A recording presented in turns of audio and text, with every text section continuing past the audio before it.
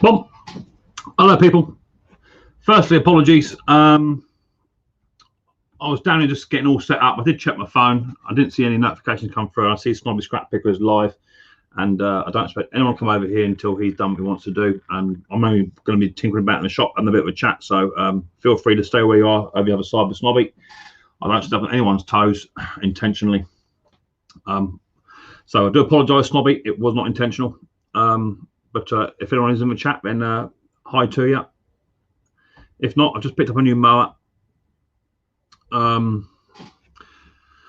half hour ago, and nice sort of mower, actually, nice sort of Suffolk Punch, but it's got a Kawasaki engine on it, which is quite nice.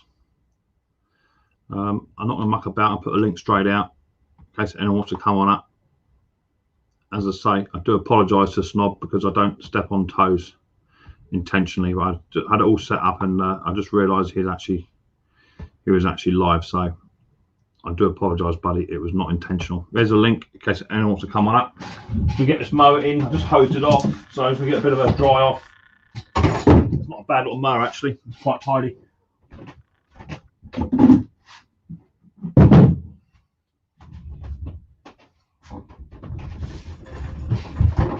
Let's get her in place.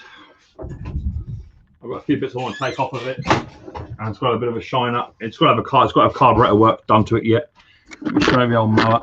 Bring it around a bit. There it is. Little cylinder mower, but it's got a Kawasaki engine on top, which is quite nice. I didn't pay a lot of money for it. It's all running. It's got a bit of a hunting problem to it, but these little Kawasaki's, they can be super reliable. And this is ideal for an older gentleman, lady, who have really nice lawns. Perfect for that. It's not really a rough cutting lawn. It is for proper lawns. So I thought I'd pick that up today. It's only up for sale in my localish area, and it was cheap compared to what they go for online. They don't tend to make too much money up on Facebook and what have you, but you put it on the right website, and they tend to fetch quite good money.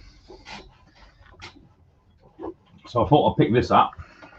It's got a bit of a clean. I've just jet washed it off, and let me turn my volume up a touch in case someone comes in your basement. Don't have a dog and bark yourself, Pete. I haven't got any dogs left anymore. Watching my dogs.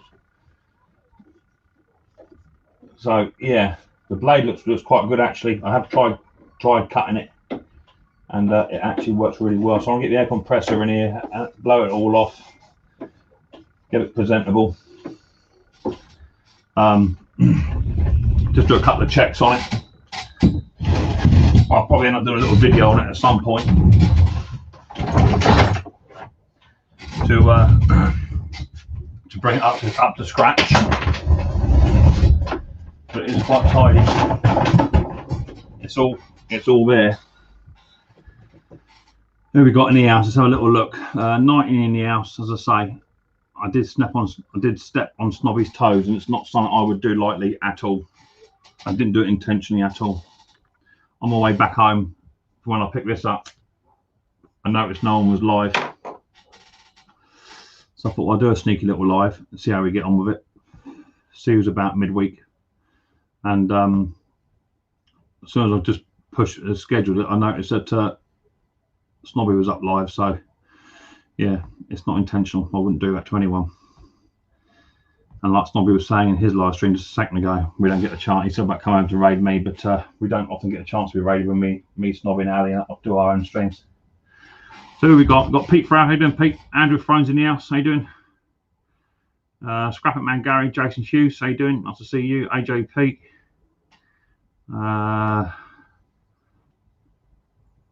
Beard the Badger. How you doing, mate? Nice to see you. Thanks for popping on in. Hope you're doing well. Nice to see you.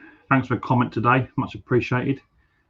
Tim Freeman's in the house. Hello, Mick. Everyone in the house from USA. How you doing? Nice to see you. Colin's in the house. How you doing? Nice to see you. Gary's in the house. How you doing, Gary? Hope you're feeling a bit better, mate. The lift table was a lovely bit of kit. I tell you, mate, you can't live without it. Is that a 7 or 10 blade? 7, I think, mate. Oh no, even less than that. 5 maybe. 1, 2, 3, 4, 5, 6, 6-blader. 6-blader Suffolk 14-inch. It's a 14 SK. Hi Mick, what spark plugs do I need for my strimmer? It all depends, bruv. It all depends on what you've got, because some of the newer style strimmers, they take these NGK 3365, which are the CMR6Hs, which are the micro plugs. That's what they're going over to now. They're these really tiny diddy little things. I mean, they are absolutely tiddly compared to my hand. See how big that is? So it all depends. Pretty much what I'd say to you is, mate, is if you've got a plug already in there, just do like for like. Or if it's a cheap plug, and you want to upgrade to a sensible one, then just punch in what you've got, and then just put into Google NGK equivalent, and it should come up. What we got in there? Is that Philips or is that Torx or what is that? I can't see in there. What we got in there? Can't see inside there. I don't know what that is. Might be Allen key.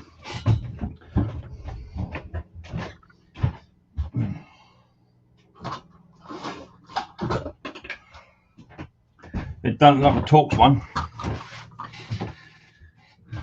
Hiya Samuel, how you doing? Nice to see you, mate. Thanks for popping on in. Andrew fan, hi Tim, Colin, Gary, and everyone else. Hello Michael, how you doing? Nice to see you. Yeah, so Tim, it just pretty much depends on what you've got in yours, mate. I can't tell you what you need until I see what machine you've got and what have you, know. That fit or not? No, I don't fit. That's the right one. So I literally have just a second pick this up. It was relatively cheap. I thought I'd have it. There you go. Just want to check, see what the side cover inside the side cover looks like. It's all there though. It was serviced by a company called Micks Mowers down in Fareham last time round. They've had a look at it, or it's sold there. I don't know how old it is yet. I haven't looked. But the Simmies go for quite good money, so I thought I'd have that. The Lawnmower Detective. Yeah, how you doing? Nice to see you. Thanks for popping on in. Just going to move that out of the way. This is completely kosher. I've got the receipts for it and everything. I've got a lot for it, so yeah, that's completely kosher.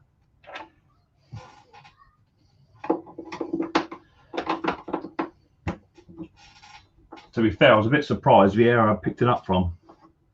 It's not really the sort of area that have nice lawns. It is a little bit of a was known in its day for being a bit of a rough area. Let's see what the old inside looks like. The old gut strip. The old belts don't look too bad. 2 belts on these. We've got a little bit of, I don't know if that's iron filings in there or what's going on with that. A little bit of ironwork filings in there going off. So that one a bit of a blow off, bit of a trim out, and a bit of a clean out. It all looks pretty good. Not too much play on the pulleys. Tension of the pulley looks good. So that just be getting a bit of spray grease where it needs it, and a bit of a blow off from an air compressor. But it all looks really good condition. Really good condition. Gordo, I've just restored the Quocast version of that mower. Send us a before and after, Gordo. Let's see it. Found some Duotex Sparky. Gone out to eat yet? No.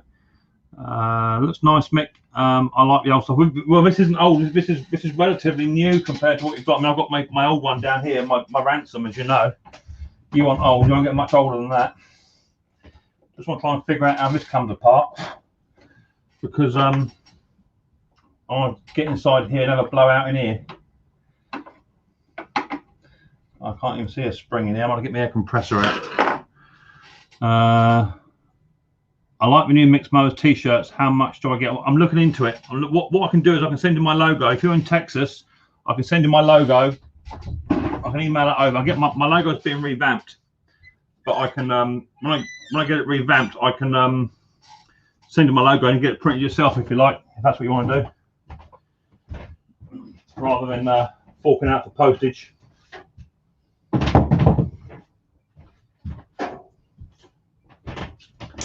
But I am looking into getting the merchandise line up and running if people want that sort of thing. I don't think they'd ever want one on my t-shirts, to be fair.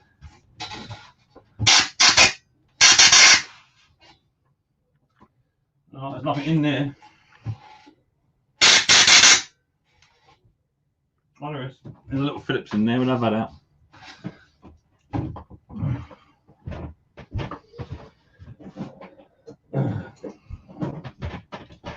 But with the right service on this, could fetch you good money. J, how you doing, mate? Nice to see you, Nick. Hi, Mick. Hi, Bings. How you doing? Nice to see you. Thanks for popping on in. I like the Micks Mowers t-shirt. Where can I get one to Texas? Yeah, I'll send you my. If you email me up when I get a new logo done. I actually had a woman contact me today. Actually, when a new logo's done, I'll send you a logo and just go down to your local print shop or whatever and get it done yourself, rather than me posting you one out. You can get it fit your own size in. You know what I mean? That'd be cheaper. You don't mind doing that. When I get inside this side housing here.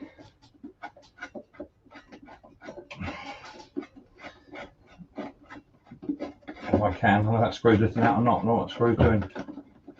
It's only plastic. Oh, there you go. Don't lose no bits, Mick.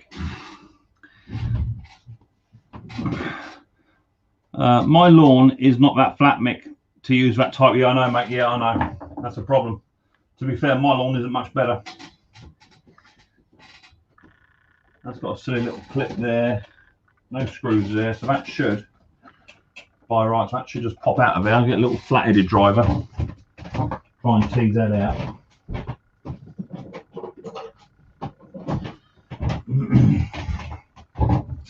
I'm not going to be doing too much on it. I just want to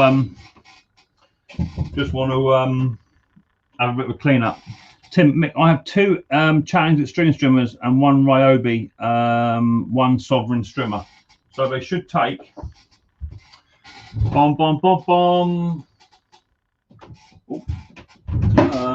NGK version or the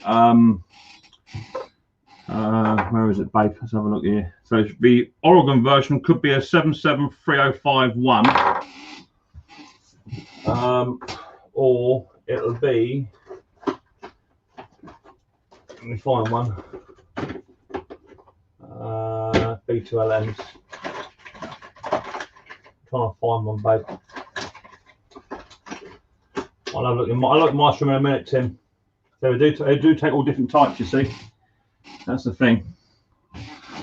Just sent you some images, mate, of a quote. That's cool. I'll save that up for my Saturday night live stream. I'll show it on there, mate. Yeah, I'll try and do it all in one if I can. Right, that comes off there. Look. There you go. That's why I want to get it all cleaned up. It's all dirty inside there, and a load of grass here on the main seal. You can actually see my dog clutch here as well. Look, I'll show you that. I think guys over. There's the old clutch. Let's see. Let's see. That's a clutch. Sometimes you get a lot of noise from these. I've had emails people saying when they engage with drive, it clangs like merry hell. That's because this clutch here, it's got two grommets here and here, and they slide off that shaft. They come back, and sometimes they don't quite hit this, but this looks really good. This has done no work at all. This machine, absolutely no work at all. We like that. Bring it down, Smidge. You're watching my head all day long. So yeah, all I'm doing today is just have to give us a bit of a clean off, so it's ready for service.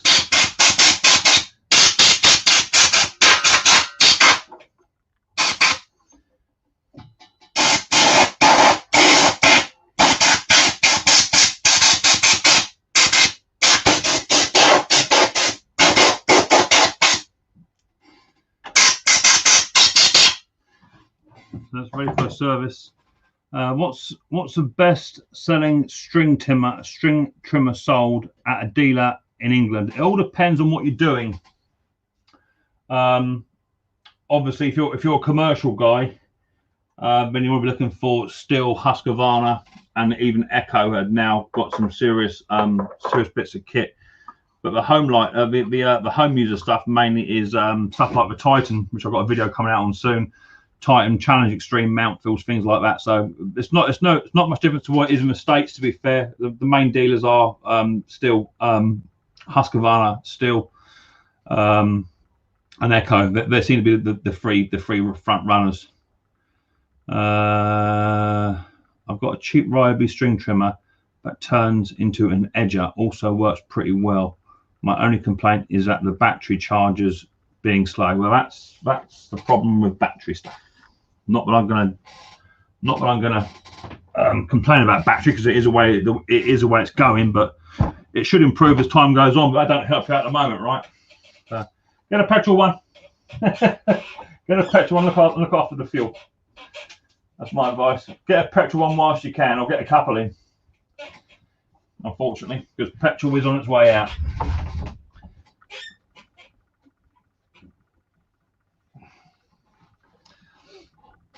I've got a cheap Ryobi string trimmer that turned a dumb one, right? Okay. Andrew, cutting edge Yoda, you're saying everybody else. Nice to see you. You're chatting. Ellis Mowers and Mick, enjoying the midweek lives. Hope your tooth is better. All better, baby. All better. I'll probably get toothache now just on that. Yeah, it's better, mate. Yeah, the old tablet sorted me out, but the dentist didn't want to see me.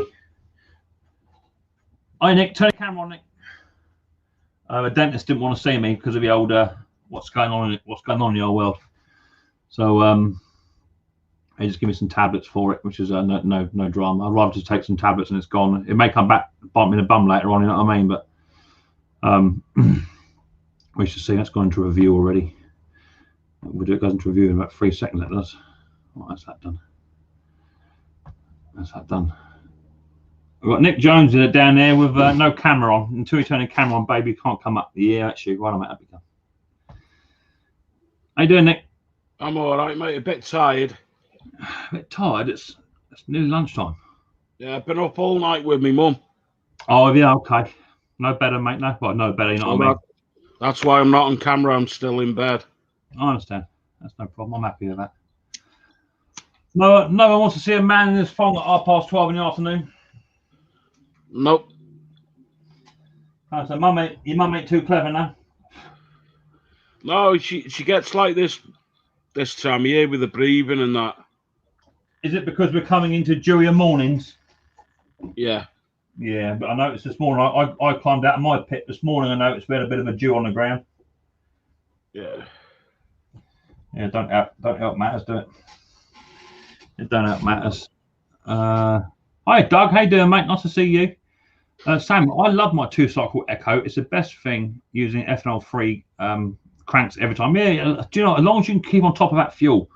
In my Titan video, it's coming out very soon. You'll see how I mix fuel, and I'm not saying I mix fuel like a pro, but I do. My fuel is bang on every time, and the machines will last.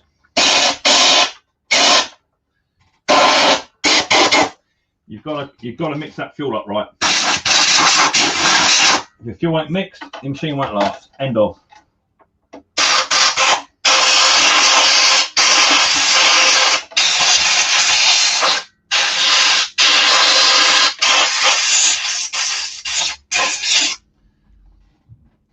Doug, did you hear from Michael Jones lately? Good morning. Doug's awake. Links there, Doug, if you want it, mate. If you're out of bed ready. They're not working, David, Nick, no? No, it's absolutely lashing down, mate. Oh, is it? Yeah, so I'm looking for a new strimmer now. It's absolutely beautiful here. Oh, You're looking for a new strimmer? yeah. What, commercial, semi-commercial? Commercial. I'm getting a KM111. Yeah, nice. What, brand new? Yeah. Yeah, good lad. That'll do you. What's that setting you back? £403 for the power unit. Ain't too shabby. What are you running hedge trimmer wise? Honestly, I rarely get any hedges. Okay. Well, hedges is where the money's at. Oh, I know that. Especially down my neck of the woods. Hedges is where the money's at. Yeah, because you can spend quite a bit of time on a hedge, and when it looks nice, they tend to get you back in. Yeah, but this year I'm only just starting. Probably next year I'll be getting into the hedges then. Yeah, well, this year you can write this year off. It's been one of the worst years for everyone. Yeah. That includes. I mean, I've had sales, but not compared to what I've done in the past 4 or 5 years. Gordo, I had to replace the bottom gear on my roller pulley. Had to cut the nut off with a grinder where it had rusted through. It was going to struggle to find a replacement nut. What's that on, Gordo? What machine's that on? Do you see a lot of the 60S McCulloch's chainsaws? No, not a great deal. But the chainsaws over here are different over here. Tim, although we do get the Husqvarna stroke McCulloch in, don't seem to get a lot of them. I know you boys are quite big on your chainsaws out there. I use a drop link nut from a car to replace it. Okay. Anything to do, as long as it works, that's the way around. I was looking, Gary. I was looking at scrap men last night. Mick had a petrol hover. Think it ended up with scrap with piston gone. Yeah, that's a problem. Well, some of those new hovers, or the old hover ones, you can actually buy a mounting bracket for them, and you can stick a Honda straight on it if you can get a mounting bracket for it. And as you all know, you get a 4-stroke Honda on any Flymo. Not only will that machine run forever, but they sell really well. Anything with a Honda engine on it, people lap them up, don't they? Hi, Dirt Rider. Thanks for popping in, baby boy. Nice to see you. All right, so yeah, so I've got I picked up one of them Titans, Nick, because I've stopped doing all my commercial stuff now. I don't do anything commercial anymore. I packed it all in because I can earn as much money in the shed working on stuff than it's win-win. Yeah, well, yeah, I can earn as much money in the shed rather than hitching up the trailer and the mowers and all the streamers and trimmers and going out and doing 8 or 9 lawns a day or whatever. I can earn more money in here, sat on my bum, swilling coffee. So I give all mine up. So I've just bought myself. I was using a Komatsu trimmer, which is a semi-pro lightweight. It's up there. It's up for sale currently. And I bought myself one of them Titan multi-tools just for what I need. It's good enough. Yeah, one of my mates has got one of them Titans. What he finds, do you know the aluminium housing that goes onto the engine? Yeah. When that's going quite a lot, you got to watch it. You don't burn your arm because it heats up like hell. Yeah, well, the thing is, as per their website, they are an occasional use machine. They're not designed for everyday use, and I think that's a problem. People just go and buy one because their commercial machine's gone down. So go and buy one for 140 quid and expect it to do the same job. They just are not designed to do it. That's a problem. Quo costs a lot less bother than hover. Yeah, exactly. You know that Yamaha blue generators are Chinese clones of a Honda. Yes, we do. Yeah, Chinesiums. Yeah, Chondas. We call them. We call them a Chonda. East Coast. How you doing, mate? I'll see you. Thanks for popping on in. So yeah, these little mowers with a little tiny Kawasaki on it, which is unusual. We don't normally come with a Kawasaki. They go for about 300 nicker, somewhere in there. Yeah, and that's a 14-inch. That's not a big boy 17. That's a puppy one. So I thought, well, I'll have some of that. As I say, the area I picked it up from was not probably the best. I don't like saying it's not the best area, but it was labelled as one of the worst areas in Sussex, without a doubt. So that's why I went down to pick it up. The woman was nice. Picked it up off of her and away I came. But you can take the cartridges out of them and everything. So you know it's all transferable. You can get a Scarifier head for it as well, cartridge for it. Yeah. But it's got a little bit of a hunt to it, so it's got to come on the bench and be looked at because it's got a little bit of a hunting issue going on with it. So just say in the hood, mate. Yeah, in the hood, romantic. How you doing, mate? Nice to see you, gangster. So yeah, I thought I'd go and pick that up today and see what we can't do. How's little Riley boy doing? Oh, he's not very happy today. Yeah, he's kicked off. He's not very happy at all. In fact, he hates me today because we went to go and pick this mower up. Yeah. But, as I went to leave the house, I went and checked on him. And he was fast asleep in his bed, so I thought I'll leave him be. Nana P's here. Anyway, no sooner had I left, he woke up and he wasn't very happy that we went out on a Micks Mowers mission and left him behind. So I'm in his bad books. No doubt he'll come down in a minute and tell me off again for the 5th time. He's all right. I'll be all right. He just likes being with his dad. That's all there is to it. Yeah. He likes going out on our little mower missions, you know. Hello, Jimmy Mower.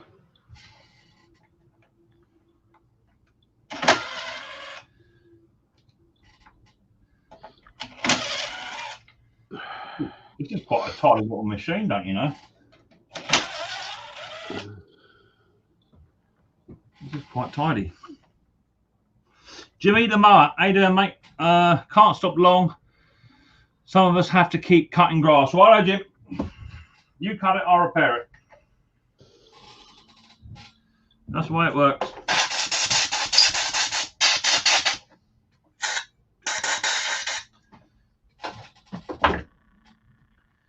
All right, so looking forward to getting you through it, Nick.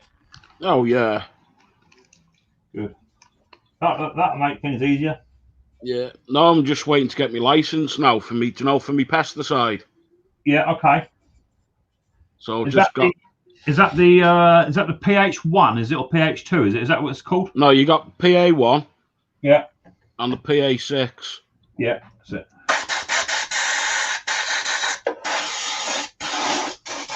Yeah, I've got my one. One is field spraying knapsack, isn't it? Knapsack spraying and something else. That's PA6. Yeah, I've got PA6. What's one? That's where it's just the general knowledge and all that. Cosh handling, all that stuff in it. Yeah. Yeah, I've got all of that. I think I put in for I put in once for PA12 on the farm I used to work on. I put in for it. He said, yeah, we have whatever you like, you know, blah, blah, blah, blah, blah. So I put in for it. And I think PA12 was crop spraying with an aeroplane. they soon declined me on that. Do you find you have to travel further away to get mowers this year compared to last year, Mick? No, I didn't, mate. Actually, I've got quite a good contract. Or the fella I get mowers off, he's got a contract at most of the local recycling centres around here. In certain areas in the UK, you can't just go into the recycle centre and take them out. You can't just do that. Although it is becoming a thing, apparently that's going to happen. So the bloke I get mine off, he gets it all by the ton. He pays by a ton. So he'll turn up with a van, say 15, 20 mowers and say, give me X amount of money. We've been working together now for like 3 or 4 years. And he'll turn up with 3 or 4 mowers and or whatever. And I take them off of him. So no, to be fair, I've not struggled for mowers at all this year. It was a bit low whilst the tips were closed. Obviously no one going in and out. But once the tips opened back up again, no, it was flat out. Afternoon, guys. Can't stop long. Keep cutting grass. Done you. Yes, enjoy the fact that he wants to be with his dad. Yeah, I know. I got a bad daddy. Should have took him with me, but he was asleep. Hi, Stanley. How you doing, mate? Thanks for popping on in. You have to have one of you here in Indiana. Hi, Mick. Gordo.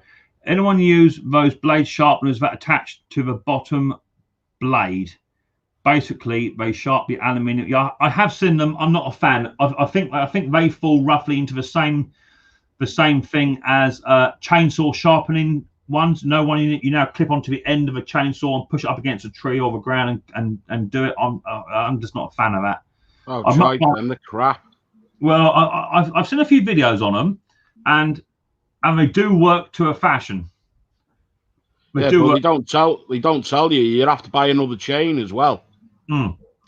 The other thing is as well, I don't think they sort the riders out. I don't think they sort the anti-kicks out, and all that sort of stuff. And you know, if you're doing a chain by hand, and you've got particular damage to 1 or 2 of the teeth, you might have to give them a little bit more work, and then bring the rest of the chain down to that 1 tooth.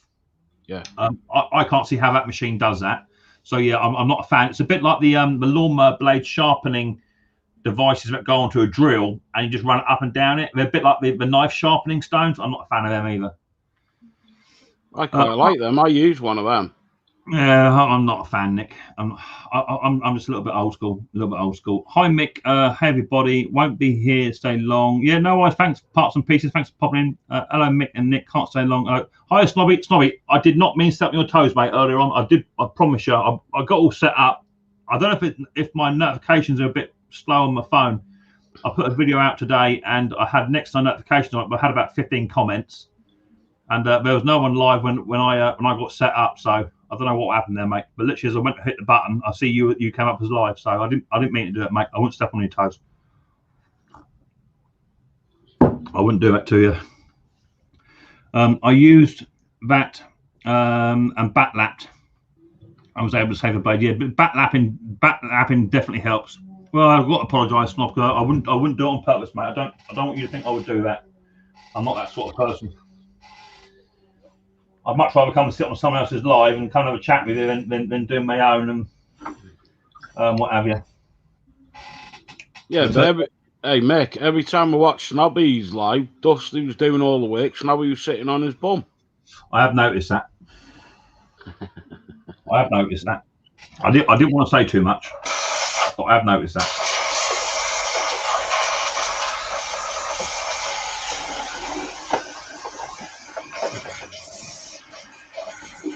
This is tidy. Bama's back. Nice to see you, Dougie boy. I'll put the link out there so no one wants to come on up. Hi, Neil. How you doing, mate? Thanks for popping in. Partners, how you doing? Thanks for popping on in. I haven't got any. 36 in the house. Cool. Fantastic. So yeah, bat lapping does help. The one I've got on my ransom, I put a new bat knife on that one, and had that ground. They reckon that can be ground about another 2 times for the new. Got to have a new cylinder. But a new cylinder for my ransom mark, which is about 200 quid. That's a good contact. On the lookout for a Landmaster Sonic rough cut mower. Okay. Last one I had to travel from Norfolk. It was away up in Yorkshire for one. Not many about. No, well, that's the thing when you're looking for the rare birds. I don't know if you've seen my badge. Have you seen my ransom? Compared to what it was like when I first got it, it was in a barn for about 15 years, and it was a tetanus shot waiting to happen. There's my ransom mark, which is just down there. Look, there she is, all done up. Oh, that's nice. Yeah, it's all finished compared to what it was. All runs, all been nicely painted up. I've got to look at the exhaust. The exhaust's been getting a bit hot. I put some heat-resistant paint on it, but I don't think it's quite strong enough for it. So that might have to be sprayed black. But yeah, that's all been redone. All new stickers on it. Everything. It's all Well, are you keeping that one yourself? It's up for sale currently because I put it up for sale just to test the old waters on it to see what I could possibly get out of it. But it'll stay here for as long as it needs to. And we'll see. But yeah, I've got a Suffolk Punch here, 14 SK. I've also got a Suffolk Punch with a Iron Foundry engine on it, Iron Horse, which is 17-inch dual clutch system as well. That's in the shed over the other side there. Yeah. Yota, my first job was a vacuum cleaner repairs. Used to make extra pocket money fixing them yet. And now you can get £75 to £100 just for a Dyson belt change. Yeah, exactly that. I hear that. Lovely.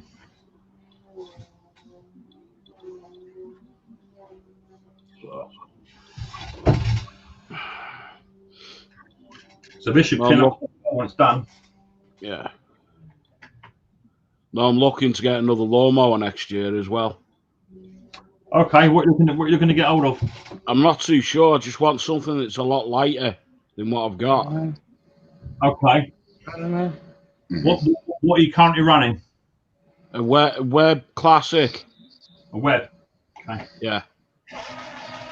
Well, I mean, a lot of it depends on what sort of customers you have and lawns you're going to cut. So, you know, do you need a roller, or is that not preferable? Are you doing gardens or lawns?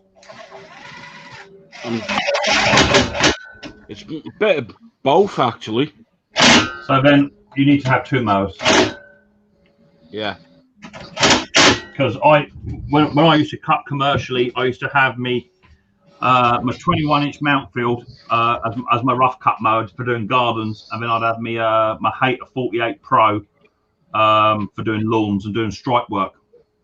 Right. A good look. I mean, the problem is that I've seen lots of lawnmowers about at the moment. I was talking to somebody on Instagram yesterday. He's running Husqvarna rotary mowers at the moment, but they're still only got the Briggs and Stratton 450E engine on, or 650E engines on them. So you know they're not all that. Mm. But if you can, it all depends what you can afford. If you can get something with a Kawasaki engine, like a Wee Bang, they're quite cool for commercial. But you're going to be parting with quite a sensible amount of money, and obviously you've got to have a customer base there to get the return on it. Yeah. If not, anything will cut a lawn as long as you do it properly. Anything will cut. Depends how much you got to use it too. Exactly, Doug. It depends on the type of lawn you're cutting. It depends on how many customers you have. It depends on your mode of transport. If you've got a car or van or trailer, you know, there's lots of things to factor in. It's afternoon over there. You know, lots of things to factor in. I'm gonna say good afternoon. Hey Nick, how's it going, buddy? I'm all right, mate. How are you? We're still kicking frogs. I think you get arrested for kicking frogs, you know? Maybe over there, not over here. You can't say too much, Doug, about kicking frogs, because we've got the lawnmower detective was in here earlier on. He's a police officer. You've got to be a bit careful. What you do? Put a new motor on that one? No. I just picked this little puppy up. It's a doozy. It's a little tiny cylinder reel mower with a little tiny Kawasaki engine on it. Kawasaki, huh? It's only a 14-inch cut, Doug. It's only a tiddler for little tiny lawns. But for what it costs and for what I can possibly make out of it, it should be a nice little machine. It needs a bit of work. It needs the cylinder is good, although the teeth don't show it. The cylinder is good. It cuts well, but it's got a little tiny bit of a hunt issue to it. Nothing major, so I can sort that out. That'd be a carburetor tune and fix. But yeah, it's all complete, all tidy. Comes with a silly little air filter in a baby, in that little thing. My hand's bigger than that. They're good little motors and little Kawasaki's, you know. Oh, without a doubt. I was talking to Pete yesterday, and I said I've just seen one come up. He said, "Yeah, go and get it. Go and get it. There's your money." He said, "Don't muck about. Go and get it." I mean, I ain't had one tore apart to see what the innards are in them. You know what I mean? Well, I think there's a reason for that, Doug. They don't need to come apart very often. I don't know if they got a timing belt in them or if they're gear to gear, you know, on the timing. Yeah, I couldn't tell you. I've not had one apart. Not had to. But it runs okay. It's got a little bit of a hunt. I'll fire it up. Fire it up. I'll fire it up. Let's turn the fuel on. Oh. Front cover almost looks like a Briggs, almost, you know, the front cover of it. Yeah, it's a bit similar. Turn it on. Bit of juice. Bit of choke.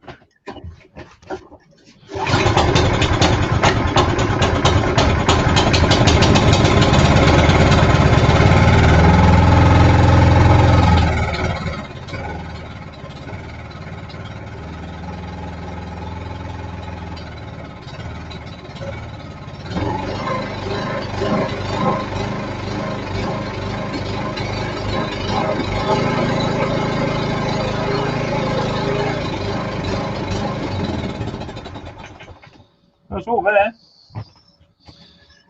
it's all there. It's all singing and dancing. Just wants a bit of a carburetor tune and it'll be good to go. Hi Tina. Yeah, How you doing? I heard that little hunting in it. Yeah, it's only got a little tiny bit. Just whipped snags and paper. Yeah, I did just whip. Just got too rapid. Just rips and snags of paper to bits. Yeah. My ransom has actually got a slight bend in the cylinder. The bloke said ever so slightly. But it still cuts fine. Just put a bit closer to a bed knife. Hey, caught your video on how to check coils. Really enjoyed it. Cool, glad you did. It's there just for people like myself who are not overly familiar with a multimeter. I tried to make it as quick and as simple as I could so that it doesn't get confusing. You know, if you ever chase a dead coil on a lawnmower, you could be there for an hour. Yeah. If you don't, you know what I mean, Doug. If you don't diagnose it right, you can be there for an hour. Ah, well, I know. Yeah, we all know. So I just thought if I put out a little video on how to check for a coil, nice, quick, simple, easy video. Not messing about. Just get straight down and dirty with it, and you can diagnose your own coil inside 2 minutes. And it just gets rid of a complication. You know, I wish you could bench test them and put them through a heat cycle and see if they, stay up where they're supposed to be. You know what I mean? Yeah, that'd be good, Doug. Because as you know yourself, because of the heat transfer within them, they might have a hairline fracture in there or something going on. And as soon as you get a bit of heat inside them, that's when they do start to fail. So, yeah, that's the problem being with a sealed unit, Doug. Because I got that 17 horse OHV Briggs, runs beautiful, gets heated up, it shuts off, but it fires right back up after she shuts off. Yeah. Yeah, it's quite a common fault with coils that are getting warm. I got your favorite thing I got to work on this morning. What, peanut butter fudge? Yeah, would be nice, wouldn't it? Husqvarna. Uh-huh. I got a new carburetor for it. I got to put on it. Weed eater. Tim Palmer, right, Mick? I need to try and get one of those trimmers started. As I want as two start. Okay, yeah, cool, mate. Yeah, plenty of choke. Let it have it. Haven't seen the state of a blade. Had to run Dremel over it for the first blade sharpener. Scraping it for the right angle on it found. Slowly works. Yeah. Well, sometimes you can if you get a new bed knife on those cylinders. You get a new bed knife on them. You can just bring that cylinder down real slowly, real gently, and once it just starts to kiss, give it a run for a bit, and then back it off a little tiny bit. Just get a fag paper in there, and that can do it too. All depends how damaged the cylinder is. That's the problem. I think that's a problem that puts a lot of people off, is having the cylinders sharpened. But my 20-inch ransom, that cost me £40 to get done, which I think is not too bad though. No, I think for a cylinder to be sharpened, that's quite a reasonable price. Mm-hmm. And you don't see that many people doing them anymore. You know what I mean? Exactly that. Where did that go, Doug? Exactly that. That's not a bad price to pay. I mean, some of the golf courses over here still use them. Yeah. They seem to be quite a good tool to use out in Australia too. The Australians tend to use them still quite a bit. I think it's just because of the type of grass they have out there. It's quite tough grass out there, and the real mowers really do knock it back quite hard. Mm-hmm. So.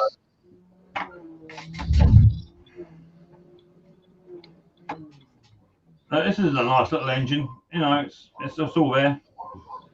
So I'm going to order up a new air filter for it. We're doing an oil change on it. It's got an oil cut-off sensor switch, so you can't blow the engine up for low oil. Yeah. Which is quite nice to see on a little tiny machine. Yes, Riley.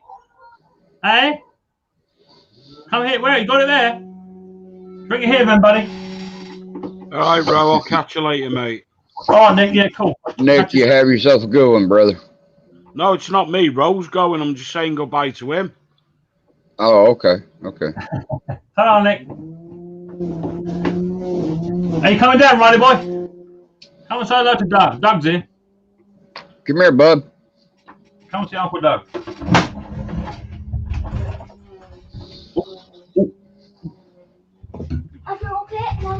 Let's see what it is first, mate. What we got here? It might not even be for me. Oh, it's today. Hey, man. What are you doing, buddy? I'm fine. Yeah. You're fine. Nick, yeah. I'm Nick. Yeah. Hello, Riley boy. How are you, mate? I'm fine. What are you doing? Nothing much, mate. I can't do much because it's raining. I don't like getting wet. Oh, it's raining, huh?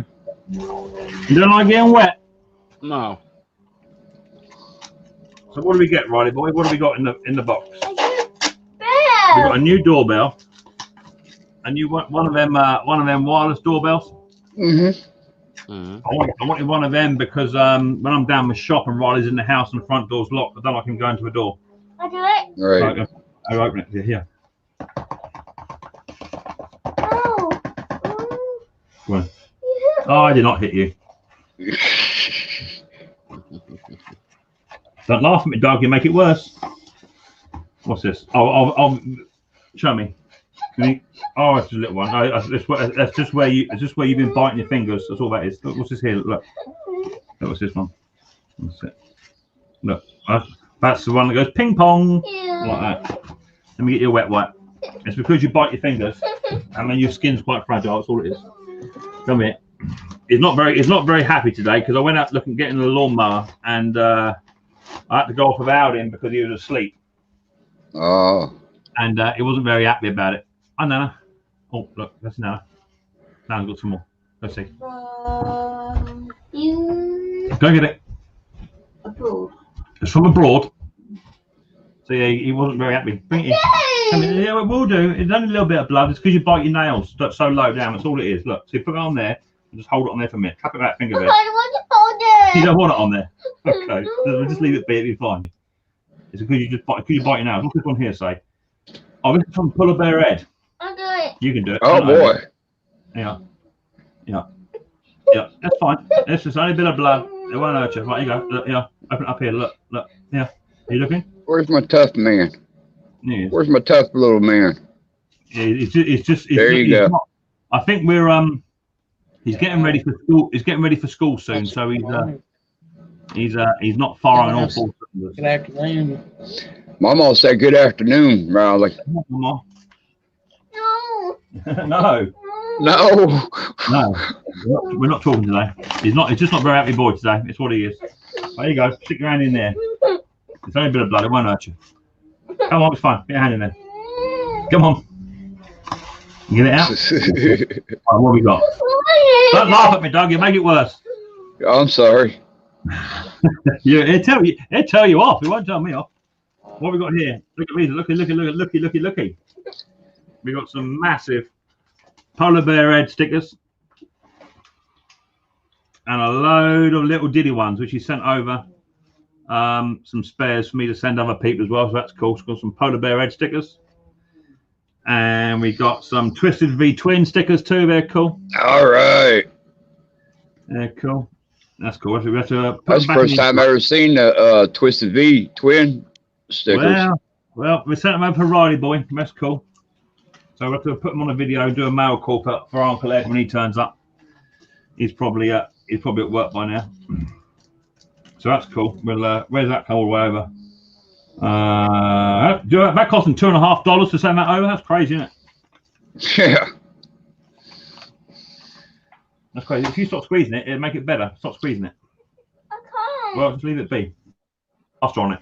I know. Oh, don't put plaster on it in. Look, enough now. Enough. Let me get a clean rack. I'm here. Daddy, Yeah. I want to fall down. Yeah, don't have one. Just leave it on. Just hold it on there just for a minute, and just what? If you leave it on there and it'll clot, then it'll stop. So just leave it on just for 2 seconds. It'll be fine. You take that then. No, All right, fine. Right, away you go. Away you go. Because you're just gonna get worse. That's it. Gotta be tough with him, otherwise he's just gonna kick off. That's the thing. You know what he's like. He bites his nails. something wicked, and you've only got to touch it, and his finger bleeds. It's only a little bit, but he don't like blood. Does he like hot sauce? Oh no! I tell you what. Once he fell over, and he doesn't have the ability to stop himself, and he fell flat on his face, knocked a tooth out, bust his lip, done his nose. Oh my lord! We had it for about 14 days. Absolutely. But he won't put something on it long enough for the blood to clot to sort itself out. He won't do it. He won't put a plaster on. You won't put a Band-Aid on it or nothing like that? No. Mick's fave is the Tecumseh, says partner. No, it ain't. I'm telling you. you can poke you can poke the Tecumseh where the sun don't shine. My boy's got his Terror t-shirt on yet. They used a lot of real mowers in Atlanta too. Okay, cool.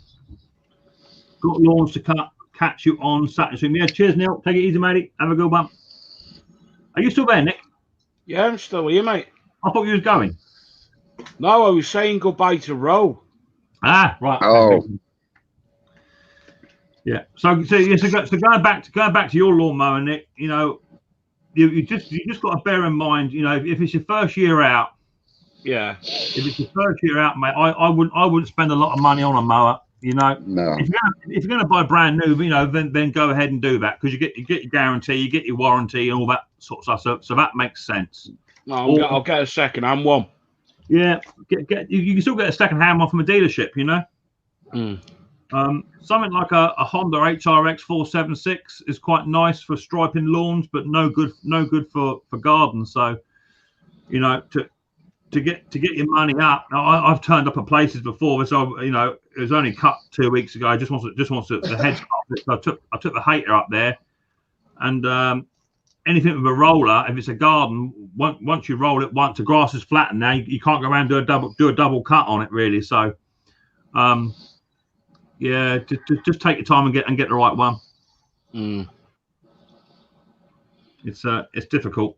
It's difficult to know what to get. Tim. Especially when finance is a problem too. Yeah.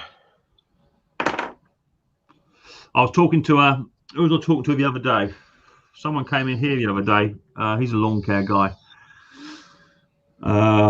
He came in with his mower. His mower was down. But it's the only mower. Oh, it was a young lad. It was a young lad. That's right. He came up to see me, and I had a couple of old mowers for sale. They're only cheapos. He's 17 years old, just passed his driving test, and just started his own little lawn care business. He turned up with a little tiny mini car sort of thing, and he had a lawnmower in there, a strimmer, a blower, a jet wash, some hand tools, some chemicals. Yeah, he had everything in there. And when he turned up to have a look, and Daddy. yeah. Well, hold on. I never heard of a man. That's Nick. Say hi, Nick. Wait, I can't see you. Hello, Riley boy. Can't see Nick because Nick's in bed. That's why you can't see Nick. He's having a snooze. No. He is. Ask him. Say, Nick, are you in bed? Are you fat? Yeah, hang on. Say, Nick, are you in bed? There you go. He's in bed. Let's see. He's laying down. He's having a kip. Goodbye now. No, it's fine. Goodbye. No, it's fine. I'll leave that bit alone. But that's nearly clotted now, so we're winning. I'll leave that bit alone. No, I don't want to touch it just yet. Just let it clot. You see here. Look. See that. This is what children with additional needs do. You see. Look. See this finger. Put your hand down. See this finger. It's all battered. It's all battered and beaten up. Yeah. That's because he bites his fingers. You see. When he gets a little bit agitated, he bites his fingers. And it don't matter what you put on there. He just will not leave that one thing. He does that all the time. He won't ever leave it alone. So it's full of calluses. It's twice the size as the other one, and that's why it's quite brittle. So having additional needs is not much fun, Riley boy, is it? But it can be quite rewarding because I love you lots, don't I? Yeah. Leave that bit alone. It's nearly clotted.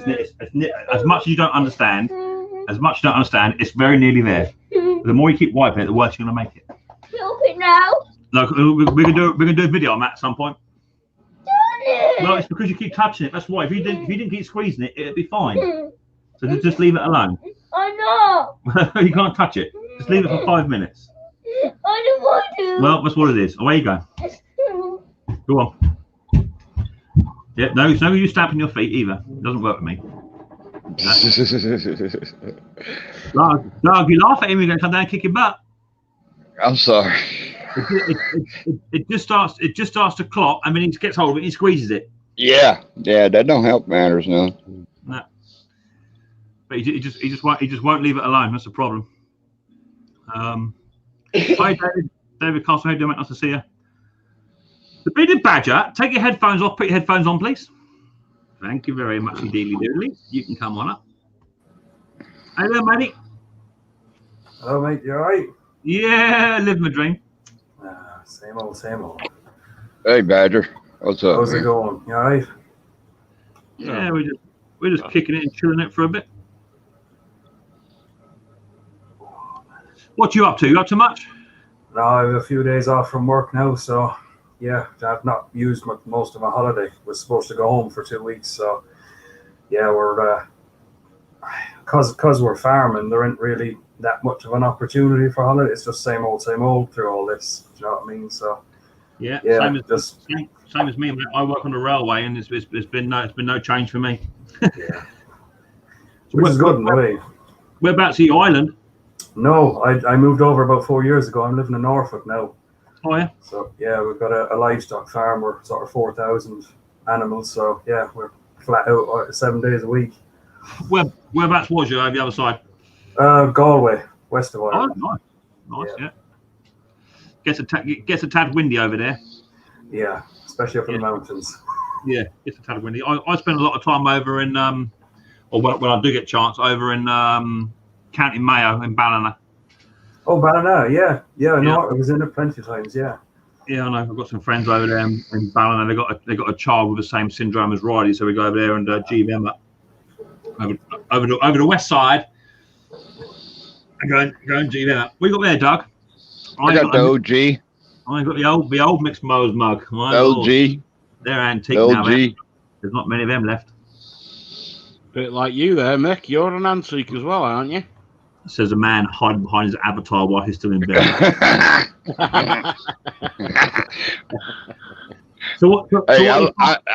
I learned not to be poking too much because Mick's get happy on that finger there.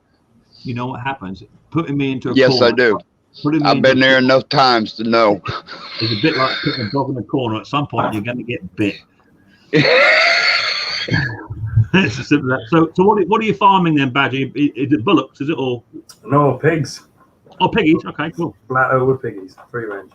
What saddled? Or what are they? Saddled or what are they? They're sort of an AI bred sort of mix, just Hampshire sired with large white crosses. Okay. Yeah, we got a big pig farm up here near where I live. It is massive. I think it's all run on an old army barracks that's closed down. It is absolutely huge.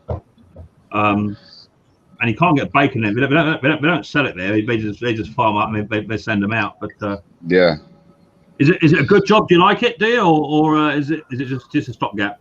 No, it's a fantastic job. I was gardening before this, so yeah, it's a bloody fantastic job. It pays more, and it's 5 minutes down the road from me, so I don't have to travel. There you go. There you go. Yeah, fantastic. I was talking to some friends of mine over in Ireland who got lawn care businesses, and they say it's quite hard going over there to actually get the money up, despite the amount of land, because for pound or pound for euro, you get quite a bit for your buck in Ireland for property. I'm actually looking at possibly retiring over there when I actually do hang up my boots or my flip flops. For something like 190 euro, you can get a really, really nice gaff, really nice. You know, plenty of land and double garage and all singing, all dancing. But no one wants to pay to have their gardens cut. No, they all do it themselves. Yeah, they all do it themselves. Jeez, I figure you retire in the U.S. there, Mick. Well, it's going to take quite a bit to get sorted. But I thought originally go to Ireland. There's plenty of grass over there, and I could do quite well doing mower repairs. That's what I'm thinking. But then talked to a friend of mine that runs a lawnmower shop over in Ballina. He don't do very well over there either himself. People tend to fix their own You stuff do. right away. You wouldn't believe how, if you come over here and there's only one lawnmower shop in this town, Yeah. you will make a killing. Honest to God. The thing is, the Irish are crazy enough to have me over there. I don't think the Americans would put up with me. My family originates from Ireland anyway. I'm actually from the south. I come from Cork, a little town called Bandon. Mm-hmm. That's where I come from. Little Irish town down in the south. They say my family came from Scotland. Well, the majority of Americans did come over from either Ireland or the UK, one or the other. Mm-hmm. It generally did. It all depends who could swim the fastest. Whoever can get on the boat fast enough. Come on. Yeah. As long as it weren't the Titanic, you did all right, I think. So you got your feet up then, Badger, are you? Not you just mooching around the house doing nothing. Yeah, well, I've got a bloody hater Harry or two there I can be going at, but I'm just waiting on parts really at the minute, and some of them have got to come from America. So what's up with it then? Well, she fires sometimes, and then sometimes she doesn't. That's why I said that video this morning was pretty good. It may suspect a bloody coil now, because the plug that's in it is old, but on the spark tester it was still showing that there was a bit of spark. But was it enough to kick out? You know what I mean? Kind of yellowish looking. Oh, yeah, it's not that great. You can get a good spark tester, and there's lots of controversy on this subject. Okay, and that being is that a spark tester doesn't necessarily mean you have spark, despite the fact it is showing you quite obviously the light is lighting up. Mm-hmm. That means you may have a spark, but it is just not quite strong enough. So what you can do, I think I've got one. Let me double check. I did have one. Yeah, it is. Yeah. I knew I had one. So you can get one of these, which is a spark tester, but this is a Briggs one, proper Briggs and Stratton one. Okay. Now what this does is not only does it jump across the two terminals to show you got spark, but you can tell by the color if it's blue, if it's whitish, or if it's yellow. It tells you your quality and your strength of spark as well. So they're quite good. But dealing with coils can be quite tricky because to test a coil effectively, it's got to be clean. You've got to clean it off. And if you're testing it on the machine, you've got to make sure that not only the core is clean, but the two posts it sits on are clean. The dead man's cable terminal is all cleaned up. Once you've got everything as it should be, nice and clean, then you can then test it. But like Doug was saying, you can have a coil and it comes out on your own reader at, I don't know, let's just say 3.4, which is saying the core is really good. But yet you run the machine for 15 minutes and then you stop it to empty a grass bag and it won't restart.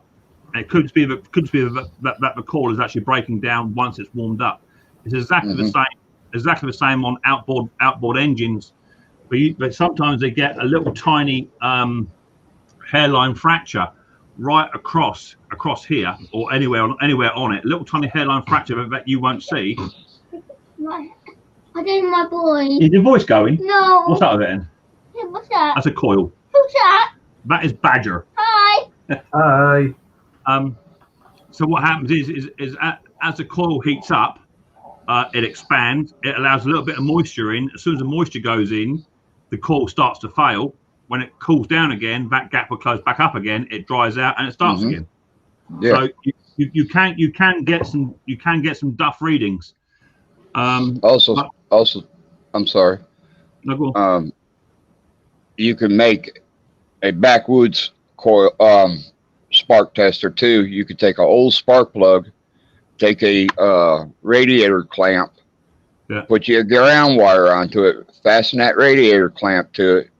So with a gator clamp on the end of it, so you can ground it out, and you put it up inside the plug wire, and then you can see what's going on with the spark too. That's old redneck style, poor man style. It would just be nice to be able to get a multimeter onto a coil and leave it in situ whilst the engine is running and working, and then you can see if it then drops out.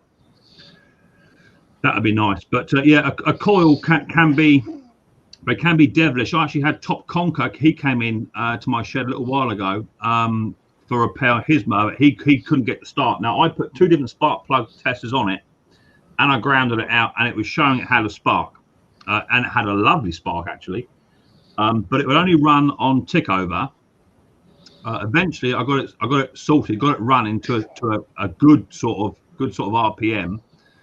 But when he got it home, he said it still played up, and he bit the bullet and bought a new coil for it off of an SV200, and it sorted the problem out. So it said the coil was good, it had a good spark, but yet as it goes, the coil was done. So it can be tricky. Yeah. What engine has it got on it? Has it got a Briggs on it? It's an old 3.5 flat Briggs here. An old classic, yeah. Well, I mean, you're lucky enough that the 3.5 classic Briggses are actually quite a common machine, and the parts are readily available. So the coils are about, what's that, £12-15 for a coil for one of them? Something like that, yeah. They're not a lot of money. You get up into a Mountfield's SV200, you can be looking at £35 for a coil for one of them. You know, I've got one here. You should have just said I would have posted it over to you. I've got loads here. I've got loads. That's what it is. I've got one over here on the deck now, which I haven't even tried to start it, and that coil was bad. That's that coil to say that coil was bad. So I know already, just to literally swap the coil over, and that machine should then fire. But the deck's no good, but the engine's good. So I'll get the engine. I'll be right back, Mick. All right, Doug. I'll get the engine up to par, get it running, and then take the engine off and just store it, and it can go on something else. I got my chair. You want a chair?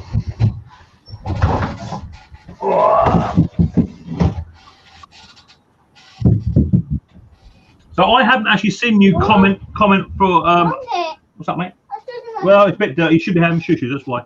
So Badger, are you relatively new to my channel, or? About 3 weeks, I suppose. I was sort of looking at videos sort of on and off, you know, when they come up, because I'm subscribed to Martin over at Retro Restore there. So yeah. he was the one that sort of come up in there. And I saw your haterette videos first. I thought, because I've always wanted a haterette. But they're going for ridiculous money at the minute. So unless one comes along at the right price, I'm sort of holding off on that. So fairly recent, about 3 to 4 weeks actually. Yeah. Okay, cool. Yeah, the haterette, that's a mower in itself. I did well on that one. That haterette I got for, I think I got it for nothing. Oh. I think I got it for nothing. Can't remember exactly where I actually got it from now. It might have come from my contact. But because it had a quantum engine on it, which is not the original engine, even better for me. But the pain in the arse was fitting the 4 blade bolts on it. That was an absolute pig, and they can be an absolute swine to get the blade adapter boss off them, and all. They can be really hard. That's why it pays to get a Mac gas torch, because then you can get it nice and warm, and it comes off with a little bit of encouragement. But yeah, that sold for really good money. That went to a photographer who he owns his own bit of woodland, and he encourages birds to come and nest, and he takes photographs for magazines and stuff, and he used it just to cut little footpaths in his bit of wood he's got. So that's working away lovely. Yeah, he's well happy with that. Nice little mower. I like the vintage stuff. The vintage stuff is quite pleasing to the eye when it's done, and yeah, quite nice. I like them. Yeah, I sort of just stop at anything with a engine dead man's cable on it. Nah, got to be before that for me. Yeah, I get that. The problem is, do you watch Bruce Pender? No, I'm sorry, I don't know. Yeah, check out Bruce Pender. He's a good friend of mine. He's a big YouTuber. I've got about 35,000 subscribers over in Canada. He's sometimes on my live stream. He's super cool dude. I saw him work on that old Kohler the other day. Did you see that? Oh God, he was so funny. So why is it right that we say I would much rather have something without a dead man's handle on it? I love the vintage stuff, but why is it that the fear is always there for any small engine nut. They get this up. They get this engine, and they've had it turning over, so we're ready to go. And the fear is so great of not necessarily what's going to happen when it starts, but how am I going to hang on to it and stop it? That's the thing. Yeah. You know, that thing jumped about half a foot in the air when it fired up, and you can see he's trying to catch it. He's got the battery, the fuel tank, all juggled on top, and he's trying to direct it around his lift table, just waiting for the fuel to run out. You know.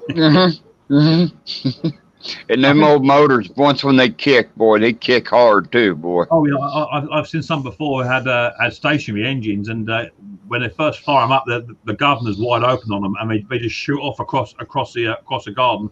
You can't grab it. It's got a massive big flywheel on the side of it. It's doing Catherine wheels out in the garden. You can't. You know. You can't help not to laugh at it, you know. Yeah, I know. It's always a fear when the old stuff fires up for the first time. I know I did. I had a B17 Commodore cylinder mower in. I think it was last season. I restored that one, and that was stuck wide open when I first fired that up. So straight away I pulled the cord, the blades cut in, the drive cut in, and there's me trying to hang on to it, trying to wait because it had no kill switch on it on the lever. It's on the cylinder, but you try grabbing a hold of the spark plug stop button whilst you're trying to stop the engine from going down the lawn. It's not an easy thing to do. Grab hold of the naked part of the spark plug wire. You know how when it clips on there, the old style. Yeah. And it's just sitting there, just knocking you in the hand while you're sitting there trying to grab it. And it's all fun until that machine fires up and gives it some. Kevin says he used to live 13 miles from Bandon. Cool, yeah, that's where I'm from, down through there. Hey, Jason. I've currently got a Suzuki LT50 in the 90s, finished, so been busy with that. Cool. Send us a photograph. That'd be nice. Is that the blue and white one, isn't it? Blue and white Suzuki. I think that's the Suzuki. Or is that the Yamaha? If the safety cable is stretched, the switch will not open enough. Sometimes we'll jump the gap. Yeah, exactly that. Yeah, exactly that. As I said in the video on that call testing video, there's other reasons why you'll get the problem. Stretched cables, micro switch is dirty, or the where the micro switch closes. Sometimes it's just the tab once lifting up. So when it slides across it, it will actually make connection. I had one the other day. That was a really weird one. It wouldn't start. No, it wouldn't stop. That was it. It wouldn't stop on its own. I can't remember which one that was actually on. There's a video coming up very shortly on it. But the hammer that swings across off the flywheel to stop the spark, I had to lift it up and then tilt it all the way forward just to make it work. I don't know what had happened to it and the reason why it got like that. Someone must have been in there, but that's half of what we do. Is you go into you get a lawnmower in and they say, oh, it's working fine last week, and darn well it ain't been working in 3 years. I had that generator come in, 6.5 kVA generator in just the other week, off of some fella, and he said, oh, it's not been running in 3 years. I said, okay, and he didn't seem to know a lot about it, considering the machine was actually his. He was of Irish descent, but the more mobile descent. I get you. Yeah, you hear me? And I said, is it petrol or diesel? And he went, oh, I don't rightfully know. So that told me straight away it wasn't his, But in the end, that took a little while to get that one up and running. So you can't take on face value what people say, what happened, and how long ago it was actually running and what have you. They call my mummy. Mummy be home in about 2 hours. They call my mummy. You're going to call Mummy? Yeah. What, on whose phone? Oh, Lord. Look out. This one. I can't do Dave's phone. Dave on the last one at the moment. We can ring Mummy later on, yeah? Okay. She's at work. She'll Look be home. Let me try. Oh, Zip over. Just, How you doing, Zip? Go and get yourself some juice. You're a bit warm in here. Go and get yourself some juice. Right, I'll catch it all later. Later, Nick. All right, Nick. Have a good one, man. Juice. All right, It's mate. only Nick. It's only Nick. What? It's only See you, Nick. Ryan. There's boy. old dirty. Yes. Bye He's not very happy today. Bye, mate. Yeah, see you soon. I'll go get some juice. Go. bye. Go. Get some juice. He needs to go back to school is what he needs to do. He's only had about 5 months off. He's absolutely chomping at the bit now. He's so over the top. It's not even funny. There's nothing you can do with him. That's the problem. You can't reassure him. You can't be too hard on him. You can't try and bribe him with stuff. It just don't work. Additionally, kids are great. Hey Mick, catching the stream for 10 minutes. Has Badger's old mower got the points or the condenser on it? No, it's just a flathead Briggs. Flathead Briggs with a 3.5 classic. It's got solid state ignition in it. Yeah, no points on that one. Not like my Suffolk Puck. I've got a nice video on the Suffolk Puck that came in this season. I've got another one now. I've got 2 of them. I did one up, got that one and sold it, and I vowed I'd never get another one in. And then bugging me, someone said on Facebook, "Oh, I've got one here for one free of charge. Come and get it." I was like, "Oh, okay." So I picked it up. So that's in the shed now. What to do? Get that one up and running. That's another points one as well. See you later, Tim. Got that one done. So what's Zippo Varga doing in the house? What's Zippo doing? Hi Dirt, hi Mick, hi Badger, hi Papa. Yeah, Zippo Varga. Have you got Zippo Varga on your list, Badger, as well? No, I don't actually. Oh, you're missing Man, out. you gotta have him. You gotta have him. If you got a problem with Briggs and Stratton engine, that there be the man. I'm telling you. He's like a 100-year-old biker. He looks pretty cool. He's about 100 years old. Nice fella. He gives me. Oh my lord! He just turned up in my basement. Have a little look. Let's see if he smiles first. Is he going to smile? You gonna crack me a smile? Are you going to crack? Don't just sit there staring at me, baby.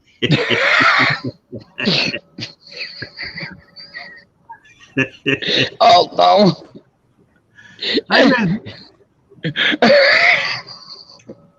See, I told you. I missed that because I muted it over there on YouTube. So Good thing you did miss it. I was just saying what a real nice gentleman you are. well, now I know you're lying. How you doing, brother? Nice to see you. Doing good, sweetheart. How are you? I'm doing. Yeah, Riley boy ain't very happy. We're not under very good day today, is it? We're arguing with everyone. Nana's copped it 3 times. Ooh. Yeah, you're not doing very Morning, well. Dark Nest.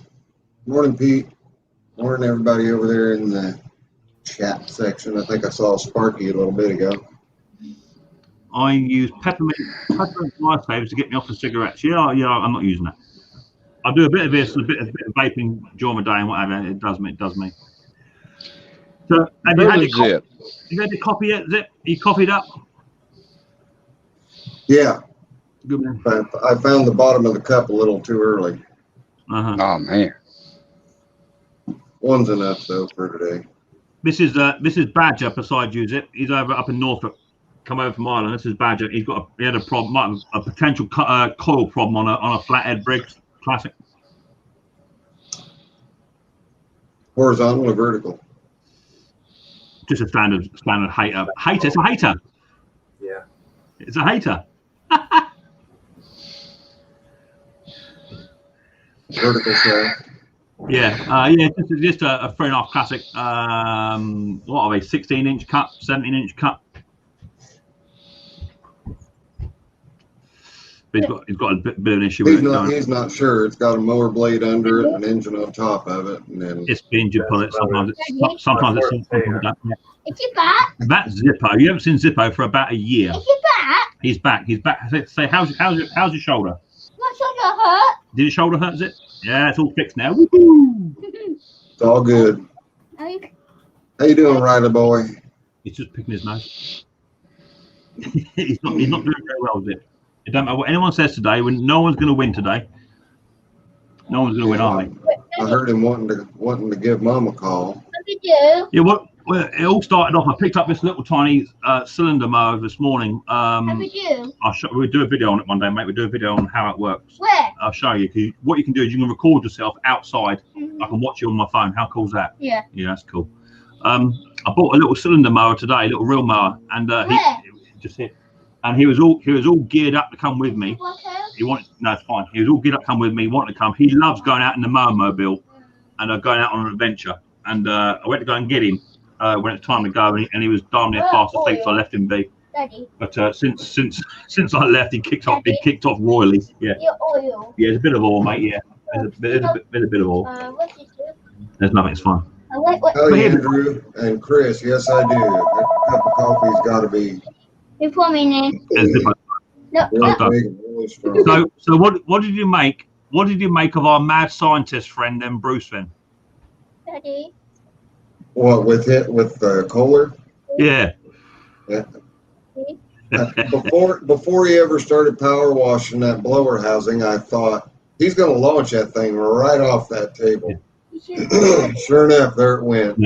And then when I saw that he was going to try to start the engine without having it bolted down, I thought that thing is going to hop. It's going to be like a ticked off rabbit caught in a rabbit trap.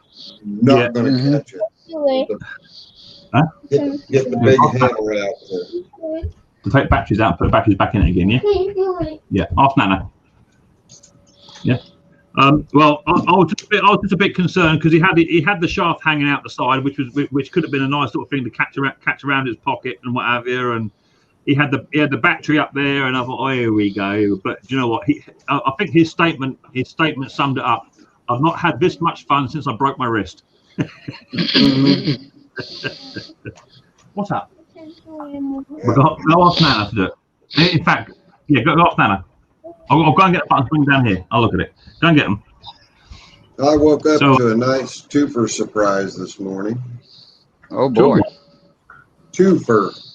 Yeah, I rolled over to 16,000 subs, and I rolled over at the same time to 8 million views on the channel. Congratulations. There you go. See, celebrity status. Movie star. I'm just me.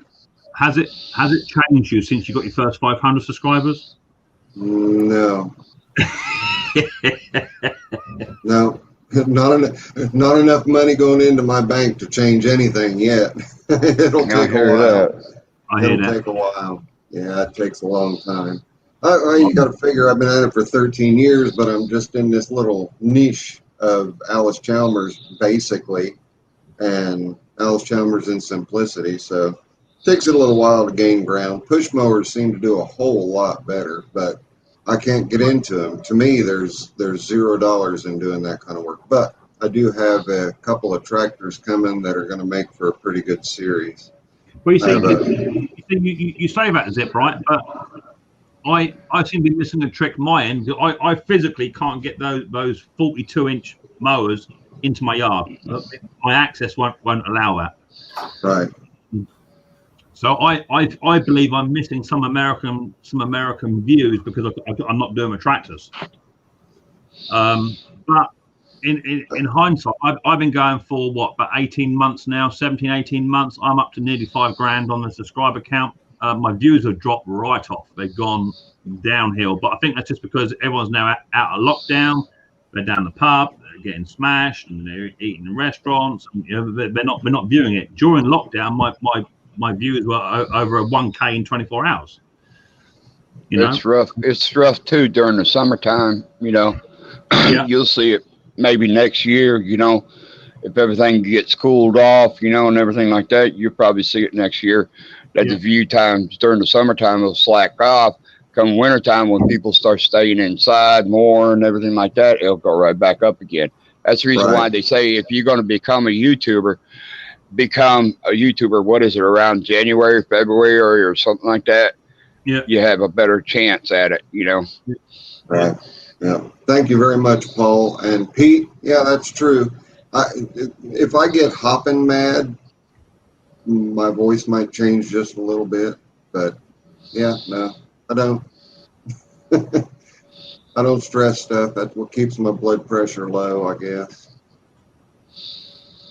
Zip, what are you going to do with that V-twin Vanguard? What's your plans with it? Oh, the one that I just ran? Mm-hmm.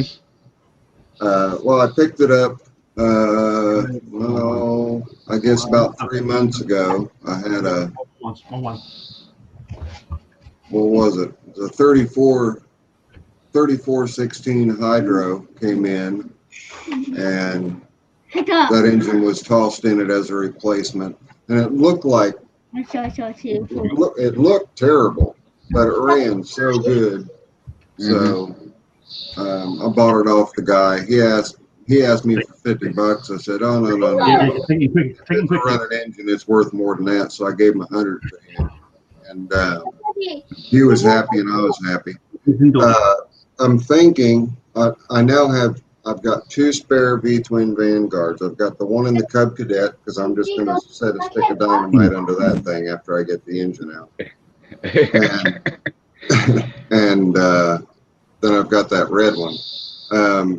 The 20 horse water cooled Kawasaki that's in my big Legacy, I'm going to put one of those 2 Vanguards in it, and then my Sunstar that I use to mow it daily, the rings are getting a little wore out on it, so I'm going to swap the Vanguard, because the Sunstar has a Vanguard. Swap the Vanguards over, and then hone and re-ring the Vanguard, the original Vanguard for the Sunstar, and just keep one on the shelf. I've got to keep one on the shelf if I'm running them.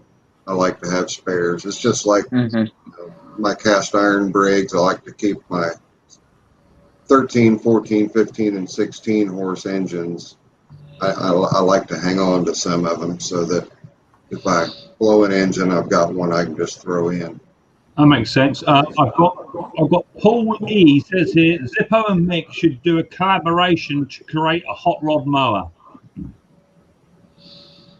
So that would be great, except for one little obstacle. No, it's not an obstacle. I just got to move in with you for 6 months. There you go. That'll work. Yeah. As we're saying in the UK, move up, buttercup. Well, I do have I've got Trader, and I've got to get back to getting videos on Trader done with putting the diesel in it. I'm just going to make an engine mounting plate and then weld that plate into, or bolt that plate to the wheel horse. But right now, that's the only hot rod mower, I guess you could say, that I've got in the works. But anything can be turned into a hot rod. I proved that with my old J.C. Penney that was uglier than homemade sin. Yeah, definitely. Gary says, I'm trying my best, Mick, to look at your videos, but even I have to sleep. Yeah, I know, Gary. I know. Well, I put out regular enough, so you just take your pick and march away through them. March away through them. See that Vanguard that you fired up? Yeah. Right on the crank, on the flywheel side. It's got that big pulley on the outside of it. Right. I saw it and I said, "Oh man, that'll go good in that Craftsman 2 I got." It's got that big hose in it, and I think the hose is locked up. And I said, "Man, that thing will go right in there because it's got the belt and the motor is horizontal, and the motor's backwards in it. You know, where the flywheel's facing to the back of the tractor, and the belt comes up in the front of it. You know." Right. Comes up in the front to drive it. Okay.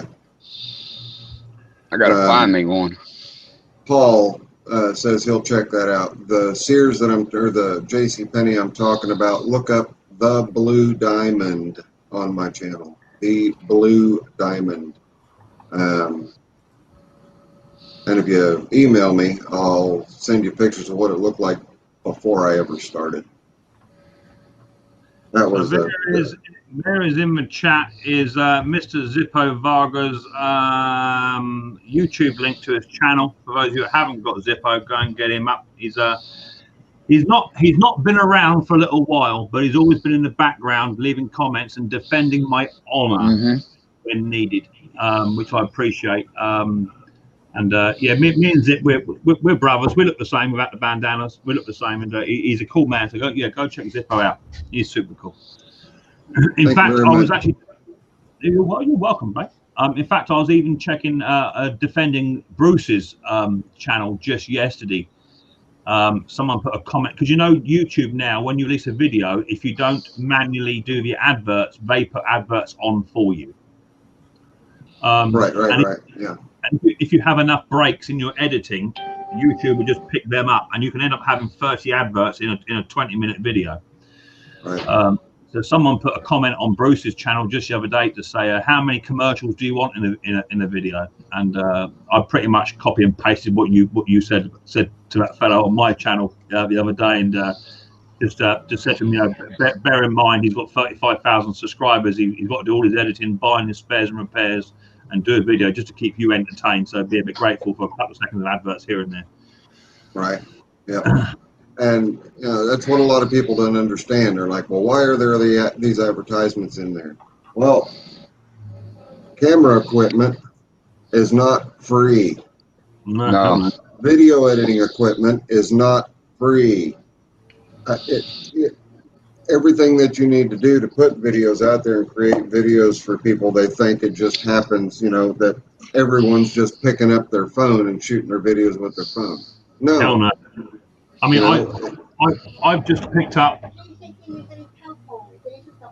I know it's not. It's just where he is, but leave him. I'll stop in a bit. I can't come up and see him. I'll stop in a bit and come up and see him. I mean, Mick just picked up a microphone for his. Yeah. Yeah, I saw that Rode microphone. Yeah. Yeah. Yeah. That's super cool. But that on its own, that was £160 just for the Rode microphone wireless Go set, and then on top of that you got to buy this little cookie. That was £50, $49.99. I have seen it for anything up to £80 to £100. I have seen a bloke, he bought a Belkin version of this, which is cheap. I've got to watch his video to see if it worked. So all in all, that setup alone has cost me 220 quid. Yeah, Ian. Yeah, Ian said that he talked to you, and Ian got a hold of me and told me about the Rode and about some older ones that he used to service. But give me just a second, and I'll show you what I was using here. Hang on. Yeah. Oh yeah, it's expensive, and that's not to include the air filters, all filters, the oil, the nuts, Really? the bolts, Yeah. Yeah. Everything else. All of that is all spares, and my cupboards are full up. It's all. I just bought myself a new Halfords professional kit, socket set and spanner set. That was 340 quid on its own for 270p socket set. I got 10 fuel filters, Briggs and Stratton fuel filters coming. That cost me $8 for 10 of them. Yeah. Yeah, it all costs money. What you got there, Zip? Is that the same thing? Yeah, this is the GoPro dongle that you've got to get, which, come on, GoPro, get with the program. Just make it a plug and play. Everyone, they're trying to do the Apple thing. And also, I am not pleased at all with the Hero 8. I absolutely hate that this door has has everything there. It has your plug-in, it has your battery, and then it has your SD card slot. Well, if you've got this door off because you've got to plug the microphone in, the slightest little bump and that battery slides out and it shuts the camera off. Come on, GoPro, get with the program. But you were talking about what you have invested there. Of course, we know what that costs. And then I went and got this Rode microphone that is self-powered, battery powered. Uh-huh. And then this cold shoe, it's called a cold shoe adapter. Uh-huh. And it's on a ball so I can move it wherever I need to move it when I was shooting the videos with the 7. And it just mounts right up on the camera like that. Yeah. But just that microphone cost more than the camera. The microphone was $350 and the camera was $299.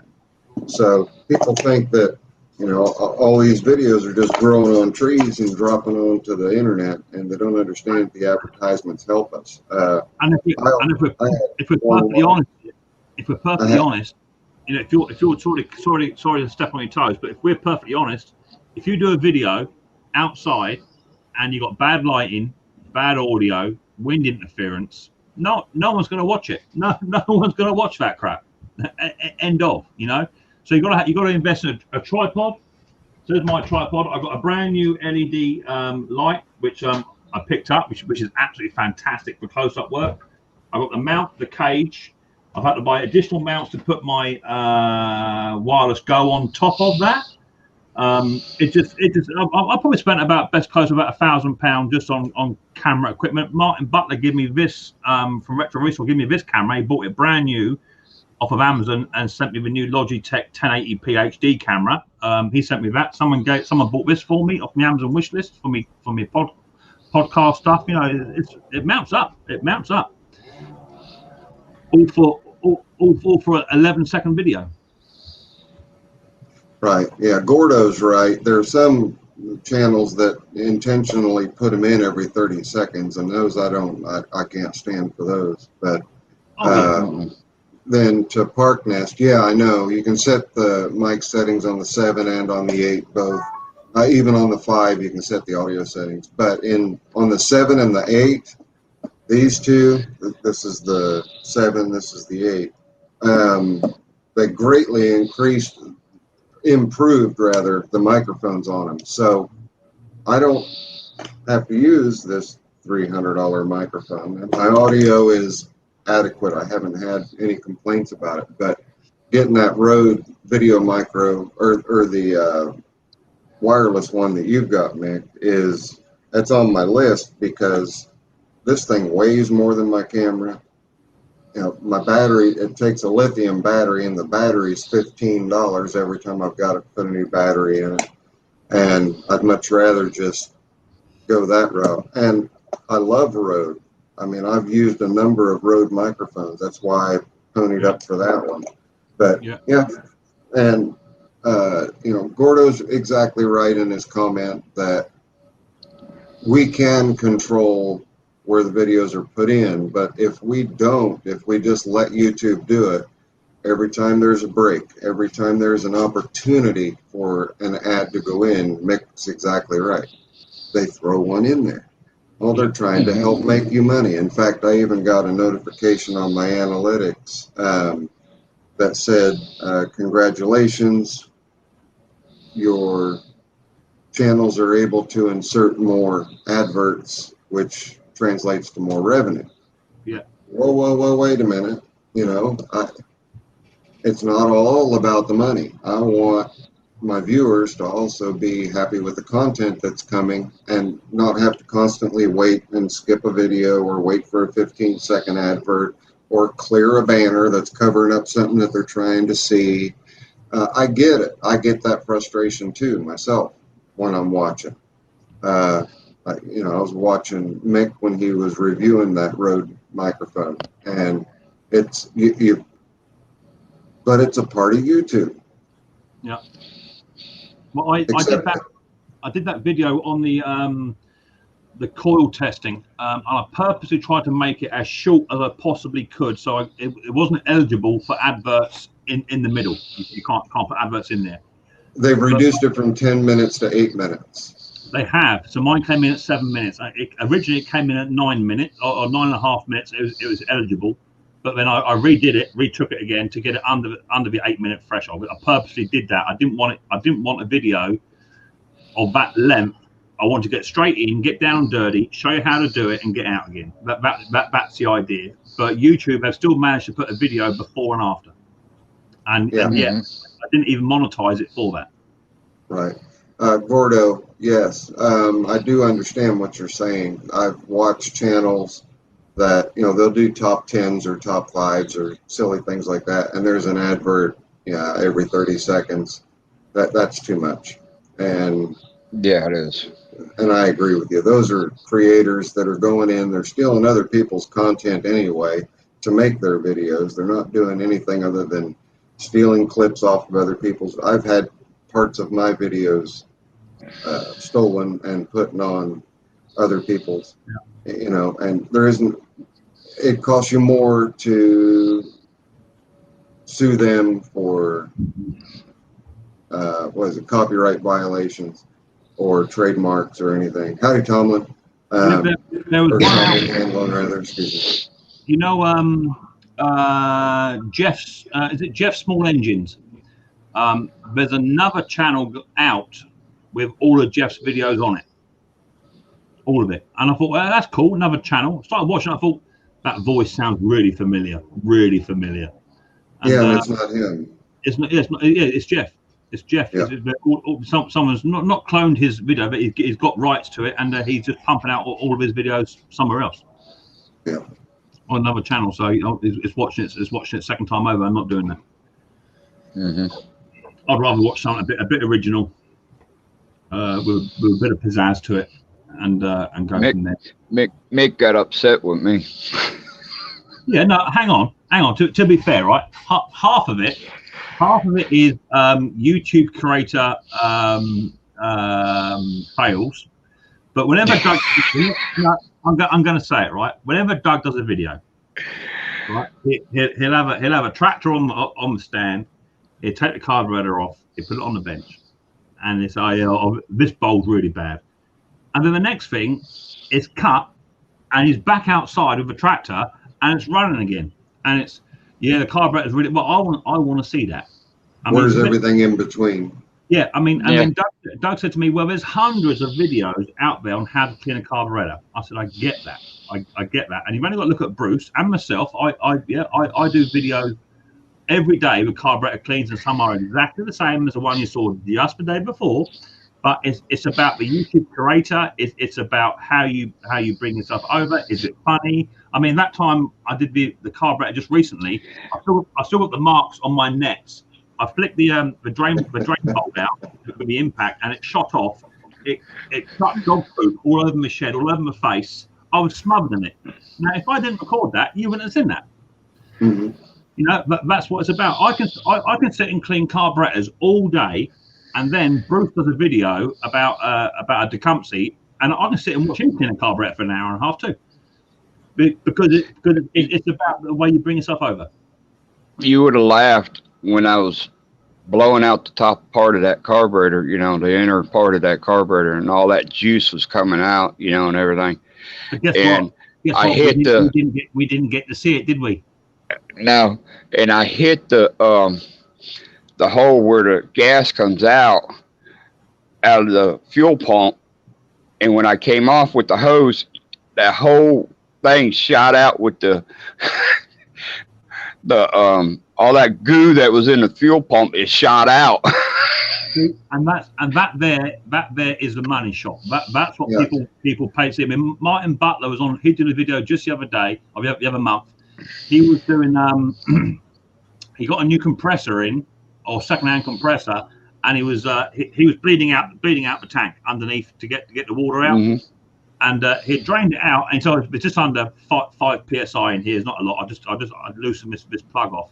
But it loosened it off, and it let go, and there was more than 5 psi in there. And the next thing, the camera's gone over, all this water's gone whoosh, and he's turned the camera around, and he's absolutely sodden. And he went, "Oh, there you go. That didn't work very well, did it?" And that's what makes a channel. That's what makes it. You got to leave the mistakes in there. Ellis says YouTube even put ads on videos made by creators with less than 1,000 subs who can't monetize their own content. Exactly that. Yeah, exactly that, Ellis. Yeah, YouTube's paying themselves by doing that, and I've seen that happen before too. I just saw Paul, or Sparky rather, say, "Hello, we hope."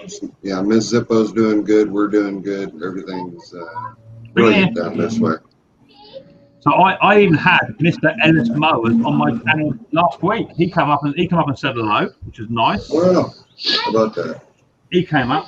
Wait, I don't know who it is, mate. Let me see who it is. And yes, it is, Ken, absolutely. Brandon. Who got him? That's Brandon. None about him. Yeah, look. What's it say there? Got him. It says Brandon. That's Brandon's mail. You can't open Brandon's mail up. So yeah, Ellis came up. We had a chat. He's doing really well actually. His channel's doing really well, and his content is gone. Yeah. It's Aya. Where? Where? Which one? Where Aya? Ella's not there. Oh, Ellis there. That's Ellis. Hello. That's Ellis. Which is good, because Ellis works really hard during the season to put content out, and does series stuff, and you know, he works really hard, and he deserves more subscribers. But I just think YouTube are just not pushing the channels as much as they used to. I think that's what it is. They're not pushing it out there. Yeah. A t-shirt off. No, I can't no t-shirt in here. Yeah, that's right. We'll wash it. That'll come out. I've seen a few channels that was really low in subscribers. They've been pushing. Yeah, some do, some don't. You know, but I think for me, I'm having way too much fun to even worry about it. I don't check my me too. Every day. I just have fun. I get a lot of stick on my videos, and people give me a bit of jip and whatever. I'm just having too much fun. You know, I enjoy it. Yeah. You ordered these? Yeah, I ordered this. Yeah. Where? I ordered it off of Wish. I ordered that. So yeah, I'm just having way too much fun, enjoying myself, earning a little bit of money on the side at the same time. You know. I don't know that anymore. You're not what? I'm not crying anymore. You're not crying anymore. That's fantastic. That's good news. Then we like to hear that, don't we? Daddy. Yeah. I would hear. Well, you said when your Papa is done. What? Shall we be it done? What's gone? Zippo. Zippo. Yeah. If you push that button there, look down here. Look, see that there. You push that one here. Look. This one here. Look. See what happens. Bye. Oh.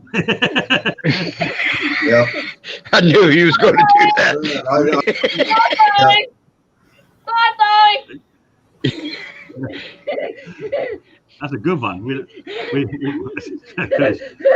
Could you make Zippo dizzy? Daddy, what did you do?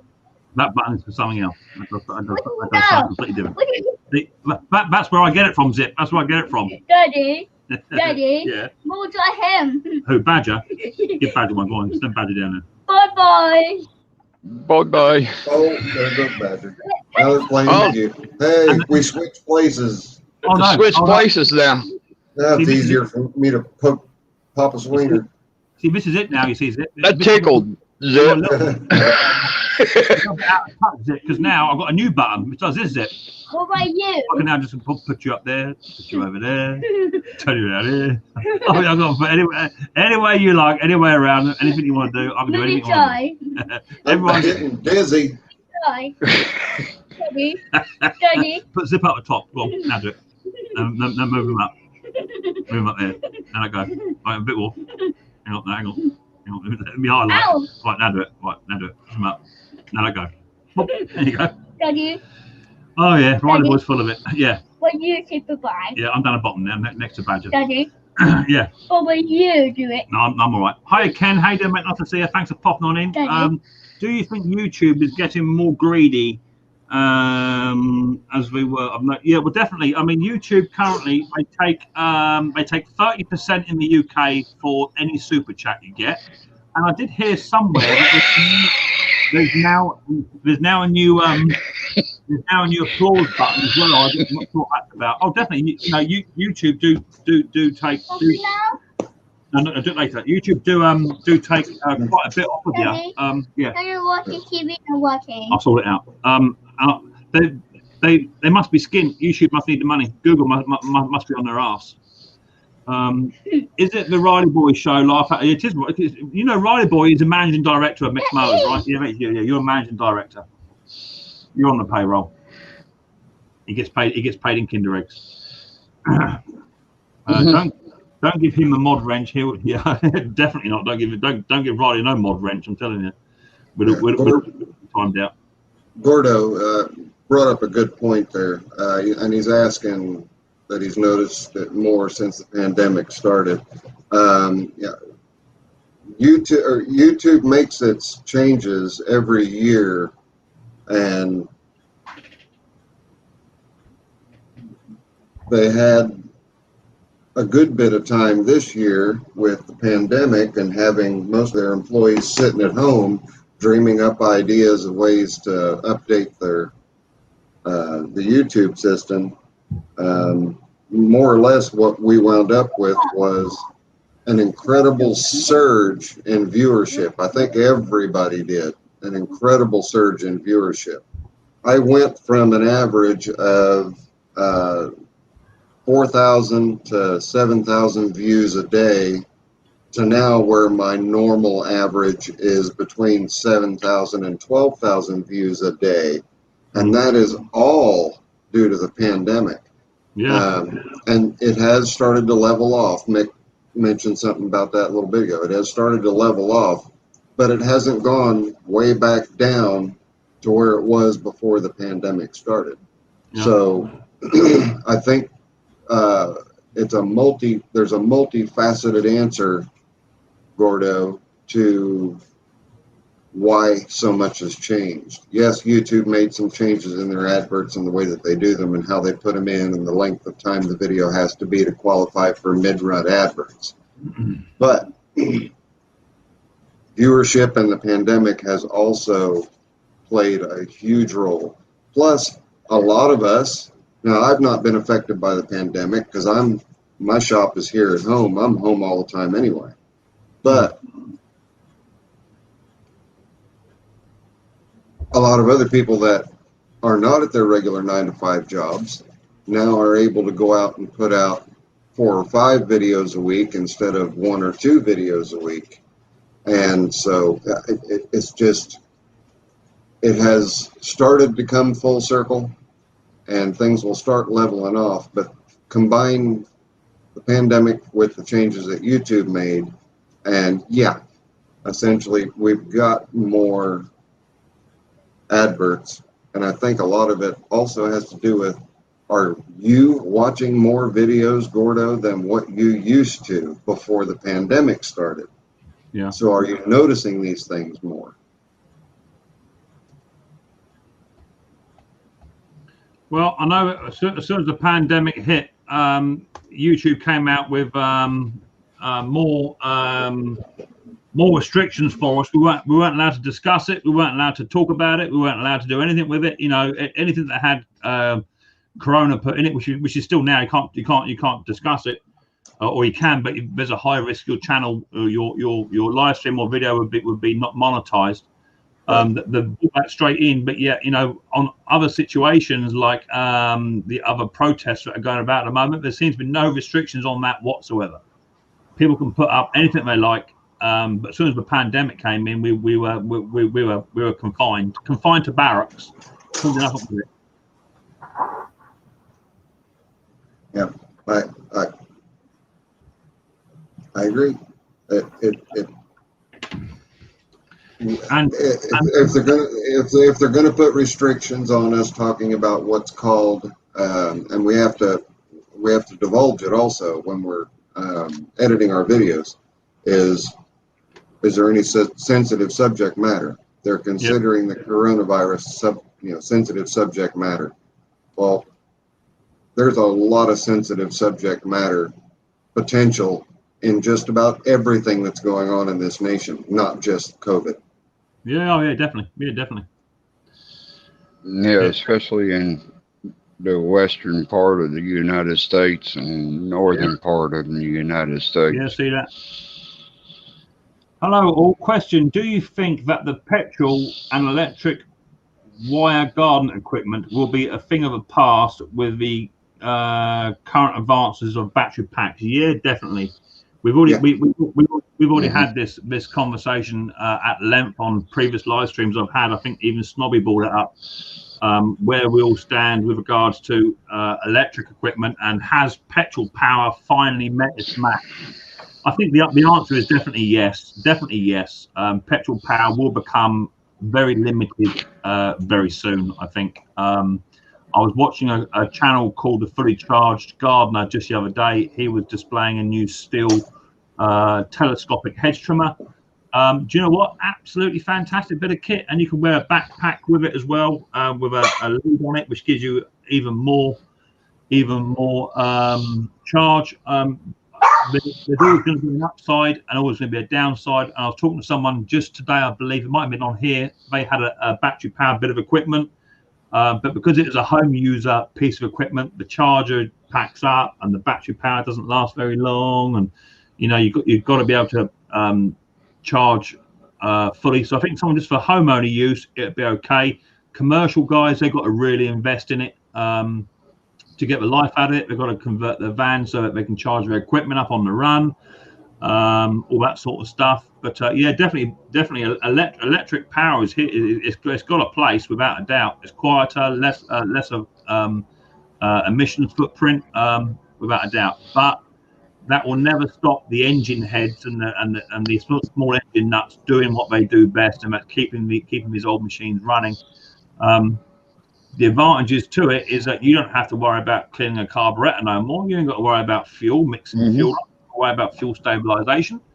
But the big question is once your year's warranty comes out, you don't fork out for extended warranty, and your motor dies. I'm not going to be purchasing a brand new motor for you for about £150 for whatever it is to wire that back in. You know, it's going to be a throwaway society. You're just going to throw it away and get a brand new one in. Yep. I got an electric weed eater, a 40-volt cobalt electric weed eater. And now the reason why I got an electric weed eater is because I don't like two-stroke motors. I hate working on them. And I don't use it enough to use, the gas. I don't see no sense of keeping the gas around. My biggest gripe about the 2 cycles, and I have people that'll bring me, a cheap box store weed eater that needs a new carburetor, needs new fuel lines, all due to the ethanol in the fuel. And I tell them straight up, I say, with the time I'm going to have in it, the cost of the carburetor, the cost of the fuel lines, you're better off going and buying a new one. And I hate to tell people that it's not worth repairing, but that's what they're making today. Now, if it's a Steel, or if it's an Echo, or if it's a Home Light, or if it's any of these higher end Husqvarna, yes, definitely worth fixing. But all this cheap stuff that people keep trying to bring me, I just tell them, I say, you are much better off going and buying a new one. But this time, buy a good one. Don't buy one of the cheap box store ones. Buy one that's going to last for decades. I watched a video on somebody. He purchased an electric hedge trimmer out of one of the branded shops over here, a supermarket outlet. I think he purchased the machine for £25, a charger for £15, and 2 batteries for £15. He uses it commercially, and within the first 4 days, he'd just thrown it away. It does the job, it cuts, but the battery life just is not there compared to a charge life, or the charge time. If you've got to wear this big backpack on your back whilst you're using a telescopic 14-15 foot pole trimmer, that's not going to be comfortable, because you know yourself, having that hedge trimmer all the way up in the air, but that's a lot of weight on the core. You've got to have a good core strength to use that, and to have a big battery pack on the back, it's not my thing. I've even seen them for chainsaws now. You can get a big battery pack lead, and I'm not into using a backpack whilst operating a chainsaw. That doesn't float my boat at all. Right. But against it, you've got petrol does definitely have its advantages. Only if you're able to maintain your equipment and keep your equipment clean. I've got a Komatsu strimmer over here, which I've had now for, it's got to be going on 6 or 7 years. I put a plug in it now and again. I've put a new set of fuel lines in it when the fuel lines went bad last time around, about 5 years ago. I haven't had to touch that strimmer at all. It's every year. I don't even winterize it. All I do is put another little half a cup full of fresh fuel in. It runs through the winter. It'll start up right now if I want it to, with no problems at all. It's been a fantastic little bit of kit, but so many people been mixed up. In fact, I had a bloke yesterday, an old boy. He rang me up yesterday and said, my machine don't work. I bought it off you last year. It don't work. I said, okay, cool. I'll come and see you. He's like 100 years old. I'll come and see him. So I went to see him, and his fuel was like a specimen. It was like a specimen sample. So I said, how old's your fuel? He said, it's fresh out of a can. I said, yeah, but how old is your fuel? He said, well, I bought the fuel when I bought the machine off you last year. Good boy. So his fuel is already over a year old with no stabilization inside it at all. And all I've done was just drain the tank out, put some fresh fuel in, give it a couple of pumps, and away it went. So many people just don't have the cleanliness to mix up new fuel. That's why I only mix up 500 mil at any time, which is enough for one go around my garden. The rest of the tank is pretty much empty by then. But when I go and use it again in a fortnight, another lot goes in, and my fuel is being recycled all the time. So that's the biggest problem with any two-stroke machine. Yeah, all of my steel chainsaws have nothing but ethanol-free stabilized gas in them. It's 2-year fuel, and even if I don't use the chainsaw in any given year, I still pull it out.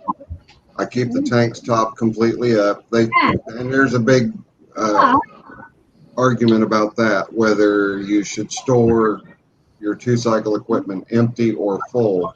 My opinion is, if you've got the money, get ethanol-free pre-mixed fuel in a can, use that, put your stabilizer in it, keep your tanks full.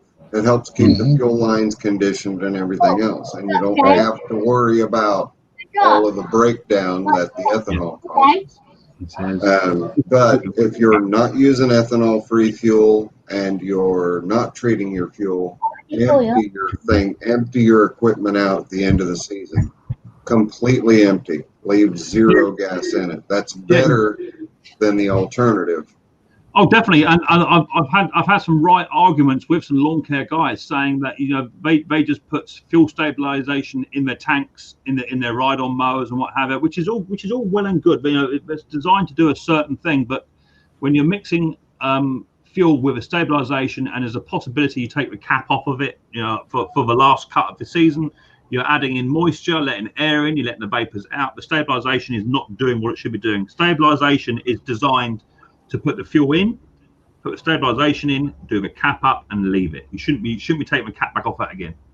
Okay, there is a product out there that's been out for a couple of years, and it's made by Stabil, and it's called Stabil 360.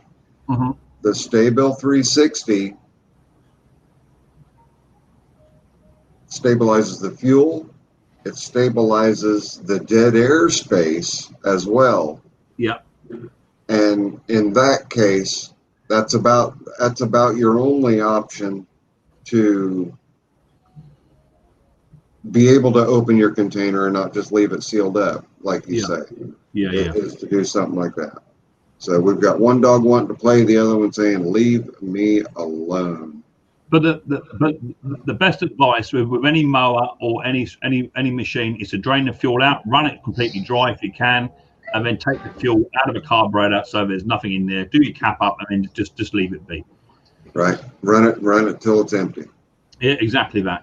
But so many people do that with lawnmowers. They run it empty, but there's still stuff in the bottom of the bowl carburetor. All you got to do is undo that little 10 mil nut, undo that, and then just let that drain right out. Leave it out there. Leave it out for about 2 or 3 hours, and then you're good to go.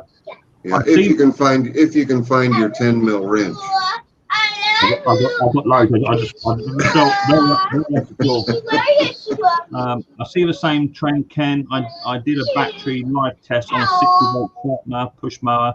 I got 45 minutes out of it, and then enough for most. 45 minutes is enough for most. But I was watching it might have been Nicky Walsh the other day on his channel, and he was doing a massive hedge job. It was huge. It must have took him 3 or 4 hours to get halfway through it. It was massive, and there's no way that battery power, unless you got the stock of batteries, is going to keep up with that.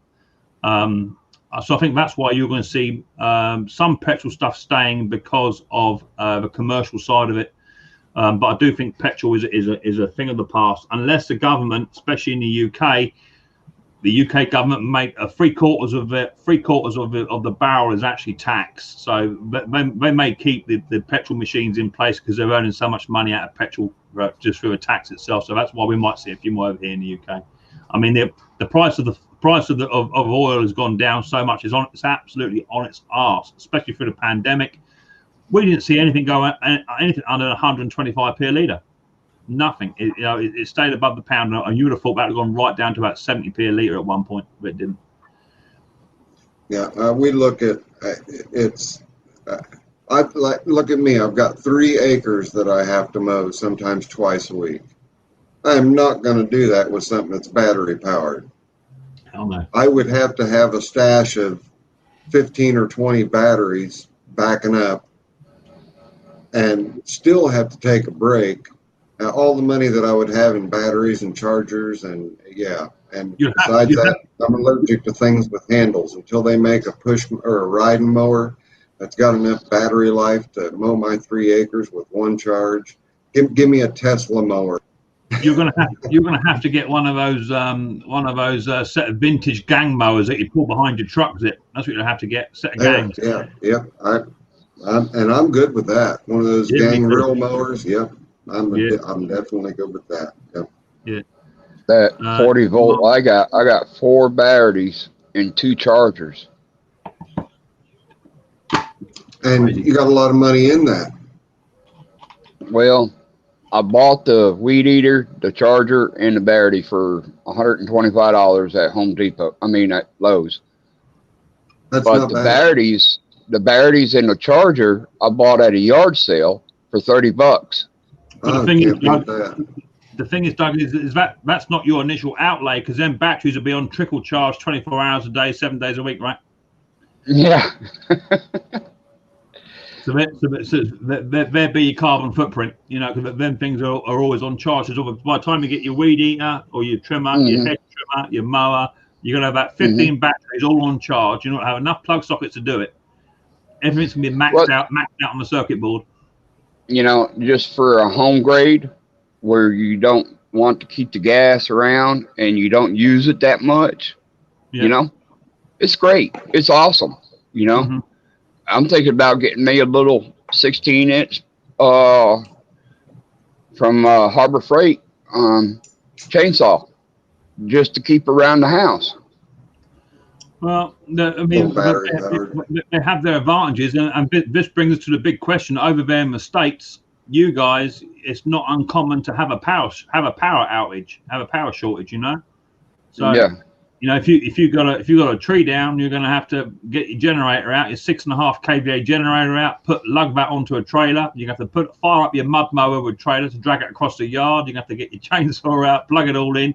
If you can get petrol in your generator to feed it, oh my Lord, just get itself a stick, 2-stroke still, and just fire up. Yeah. Or your Tesla runs out of battery and you're out in the middle of nowhere, but you have an inverter generator sitting on the side of the road running petrol in order to charge your batteries back up in your car. Now, getting away from the carbon footprint is not going to be easy. See, over here in the States, we still have a real high percentage of our electricity being manufactured through burning coal. Yeah. And then you wind up with the coal ash as a byproduct, which is a caustic material, and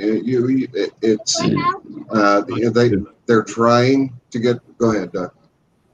They use the coal ash in supplement for cement, for concrete cement.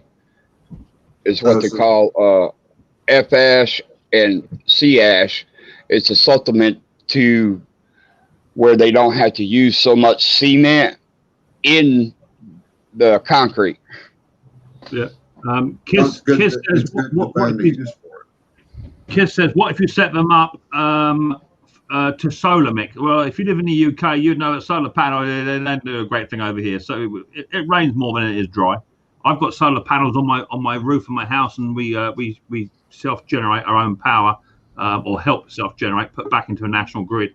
And it doesn't work as well as that, but it's another thing. If you're going to plug it into solar panel, that's more solar panels you got to buy. You got to buy yourself another a power pack. Who's that down there? Oh my Lord! Look at the cat dragged in. See if you can guess who this is down here. Got to be Ken. Worse than Ken. Really? Worse than Ken. Snobby. Worse than Snobby. Ellis Mowers. Oh my Lord. Hey, boss. Ellis, he just badmouth you like a. Ellis is getting right comfy, right quick, is what he's doing. That's Ellis. He had to come and get into the battery versus gas conversation we're having here.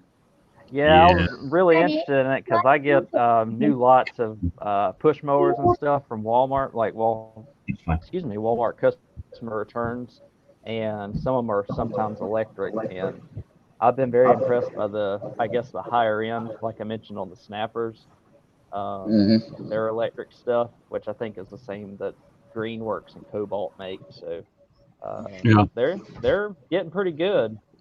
But obviously not for commercial use, and I don't really see riding mowers.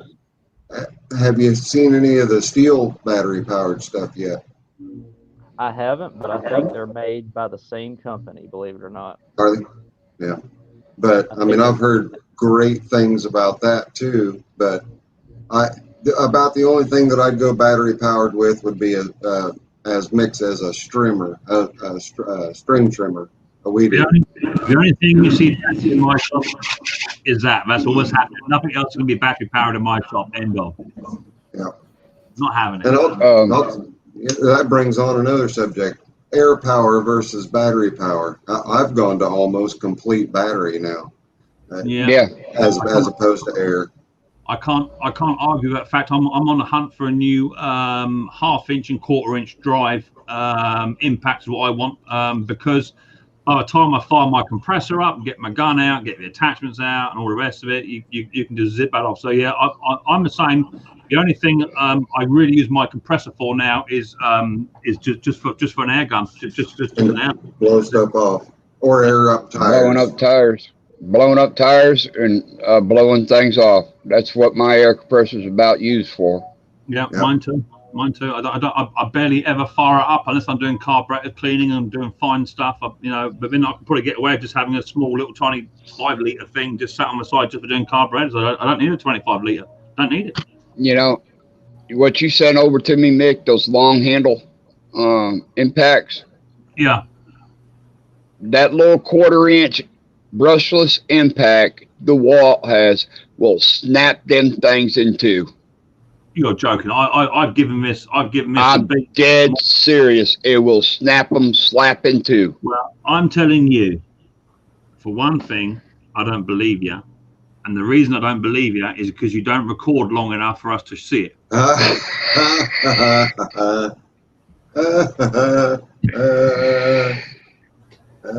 It even the short ones I got, it twisted them and snapped them in two. Well, I've had that set for about a year now. I don't think even the end that goes into the gun. No, they look pretty good. They've been holding up really, really well. Been holding up really well. I've not damaged any either. Even the cheap Harbor Freight ones, I've not damaged. And maybe I twisted them slapping two. Honest to God, I twisted them slapping two. We had a conversation about a year ago about me being too heavy on my tools and the way that I whack my stuff with hammers, and I shouldn't be doing certain things with certain wrenches and stuff. And it just goes to prove that I look after my tools better than you look after yours. So put them into a toolbox in that nice, pretty pattern that you have it, instead of just getting the screwdriver and just doing that with it, and it's stored out the way and done with. That's the way to do it. Read between the lines. Oh, my Lord, have mercy. He did that. Ellis, tell him. Now, come on now. Don't be sitting there all quiet. Tell him. I've seen Ellis's workbench, and I've seen some of his tool drawers, and Ellis ain't up like you guys. He ain't there for putting the bits where they need to blow. I've seen that. I've seen it. When you crank out about 100 and some odd pieces of equipment, it does a number on the garage, that's for sure. Oh, no doubt. Yeah, I get that. Welcome back, partner. I can't stand the crazy, dirty garage. Hey, Scott. Yeah, Hi, Scott. I mean, I'm looking for a 3/8 and a 1/2 inch battery powered impacts. That's what Do you know what, Doug? So, if you're going to go Milwaukee or you're going to go DeWalt, to be fair, there are some really good home use stuff on the market that I've seen some reviews on, like for like examples, and some of the cheaper stuff, for the period of time that possibly you're going to be using it, which is not every day and not all day. Some of the cheaper user-friendly market stuff may be the way to go with it, rather than going down going down the high-end stuff where you're going to be paying right through the nose. Definitely, there is a quality issue with the cheaper stuff. Without a doubt, there is a quality issue. The stuff is just not as well made. But if you were to use it just for in the workshop, for pretty much what most of us are doing it for, then it's not so much of an issue. I like to see what us Americans. I like to see what Hart Walmart brand is actually how they would work out. Howdy, Mr. BNS. Yeah, I'm hoping that I should be getting my. Oh, sorry. Go ahead. No problem. Yeah. Papa Sweener, I would go the Bauer route. Has someone got a TV on the background? Mr. Briggs, that be you? Just getting off of work. Yeah, is your TV on? Yeah. Just a second. I'll take care of your boob tube. I can take care of you. That's not, I can do that in 2 days. That's not a problem. How's the Bauer line, Zip? Is it pretty decent or what? The Bauer line is expanding by leaps and bounds all the time. There's almost nothing that the battery-powered grease guns, battery-powered air compressors, battery-powered radios, battery-powered lights, battery-powered recip saws, circular saw. The Bauer line is as big as, Lord, yeah, pick one. The Ryobi line. Oh yeah. Milwaukee, they're as big as they've got as many, if not more tools than Milwaukee. You just need to watch whether you get the brushless or the brushed. Even the brushed stuff does really well. It's just your battery life isn't quite as long. And I'll say this about it: that Bauer line.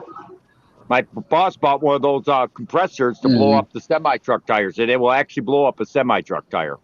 If that's pretty impressive. Yeah, that's a battery-powered air compressor that he's talking about. So, yeah, the Bauer line, they're really picking up their game at Harbor Freight out here. I know that over there in the UK that you guys don't have the benefit of our Harbor Freight, but I think it'd be awesome if you guys got something like that over there where you had access to all the stuff that we've got here. See, the problem is with that, Zip, is that Doug goes to Harbor Freight. He went there all year last year, despite the fact he had a tool ban on. And he spends half his life hanging up his Harbor Freight ratchets and just trying not even using them. Well, at least we can't see if he's using them. Well, he's not videoing it, but I was sitting there on a FaceTime with Doug one day working on a machine. I had a ratchet out. I had a club hammer against it, and I was bashing the hell out of it, trying to do what I was doing. Doug was like, "Man, what are you doing? You can't be hitting that with that." Well, that's what it's for. You know, if it's not coming undone, you've got to put a bit of heat on it and give it a wallop, haven't you? But Doug, he's got them all set up there. They're all Harbor Freight, all pretty, all nice. You don't even touch them. You don't even touch them. Well, you've got to have wall art. No. You got to have wall art. Well, but that's the difference. It's a bit like Doug's brand new mower lift, which we were on here last week talking about. He's got this brand new mower lift. He can now put his tractor up in the air and do what he wants to do, which is fantastic. But he's put a big metal tray across it. It's just a glorified picnic table. That's all it is. He just eats his dinner off of it. All right, Doug. Come on, Doug. Come on. He got nothing. He knows I'm telling the truth. He got nothing. Yeah. Park Nest, you're exactly right. You do need to have just like the SL80 snap-on hanging on the wall. Hey, Bambi, you still have your CDL? Say again. You still have your CDL, Bama? He's frozen or something. Papa Sweener, do you still have your CDL?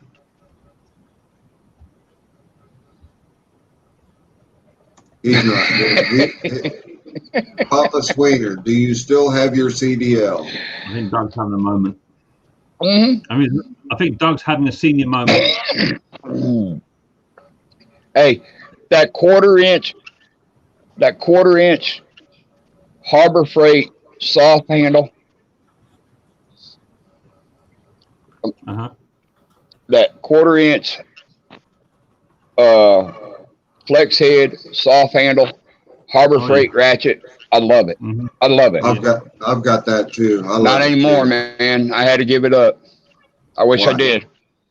Damn. I was going to say I'll pay you to train this rookie before I kill him. A month out of school. See, Ellis, do you have a tool set that Not no more, bud. that you have in your arsenal that you just think I can't use that on that mower? Do you have that sort of thing going on? Everything is fair game in my garage.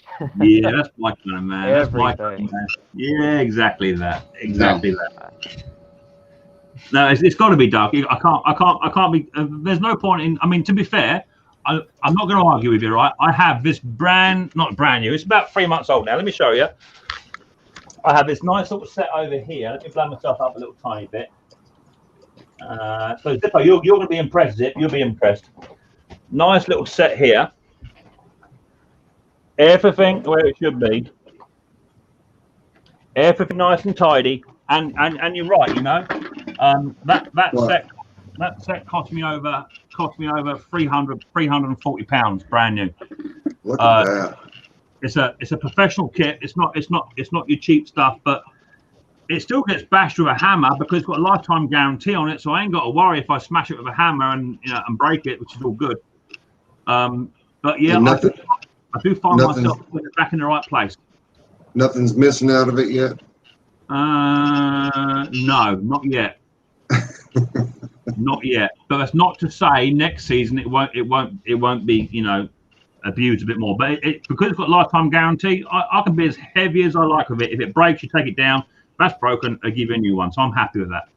I'll tell you what, even with lifetime warranties, I'm still real careful with my tools. That's just my nature. I was brought up that way. It's like if you've got a crescent wrench, a Phillips driver, and a flathead driver. That's it. Make them last. That was my lesson early on in life. So that's carried over, and I still have tools and tool kits that I bought back in the 80s. So that's kind of showing my age, but yeah. Righto, Badger, mate. You got to grab your buddy boy. I'll see you soon, Badge. Look after yourself, matey. See you, lads. Bye now. Bye. So I've got a huge long delay going on here. Yeah, I'm gonna have to wrap it up. And I've been going 2.5 hours. I have to wrap it up anyway. Mrs. P be home very shortly to go and make sure Riley boys are all right and get sorted out, ready for dinner and all that sort of stuff. So, anyway, Zip, it was nice to have you up here, buddy boy. Not seen you for a while. It's always nice to see you, my friend, and have a bit of a chill out and chat. Ellis, royalty as always. I am purely not worthy to have you on my stream. You know that. It's lovely to see it. And Mr. Briggs, thanks for turning up. Yeah.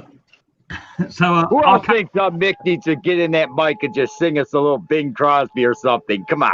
Yeah. So thanks for popping on here, Ellis. I'll catch you another day, mate, and we'll have a catch up chat soon enough, buddy boy. And I'll see you again soon. Good, Mick. Take it easy, Zip.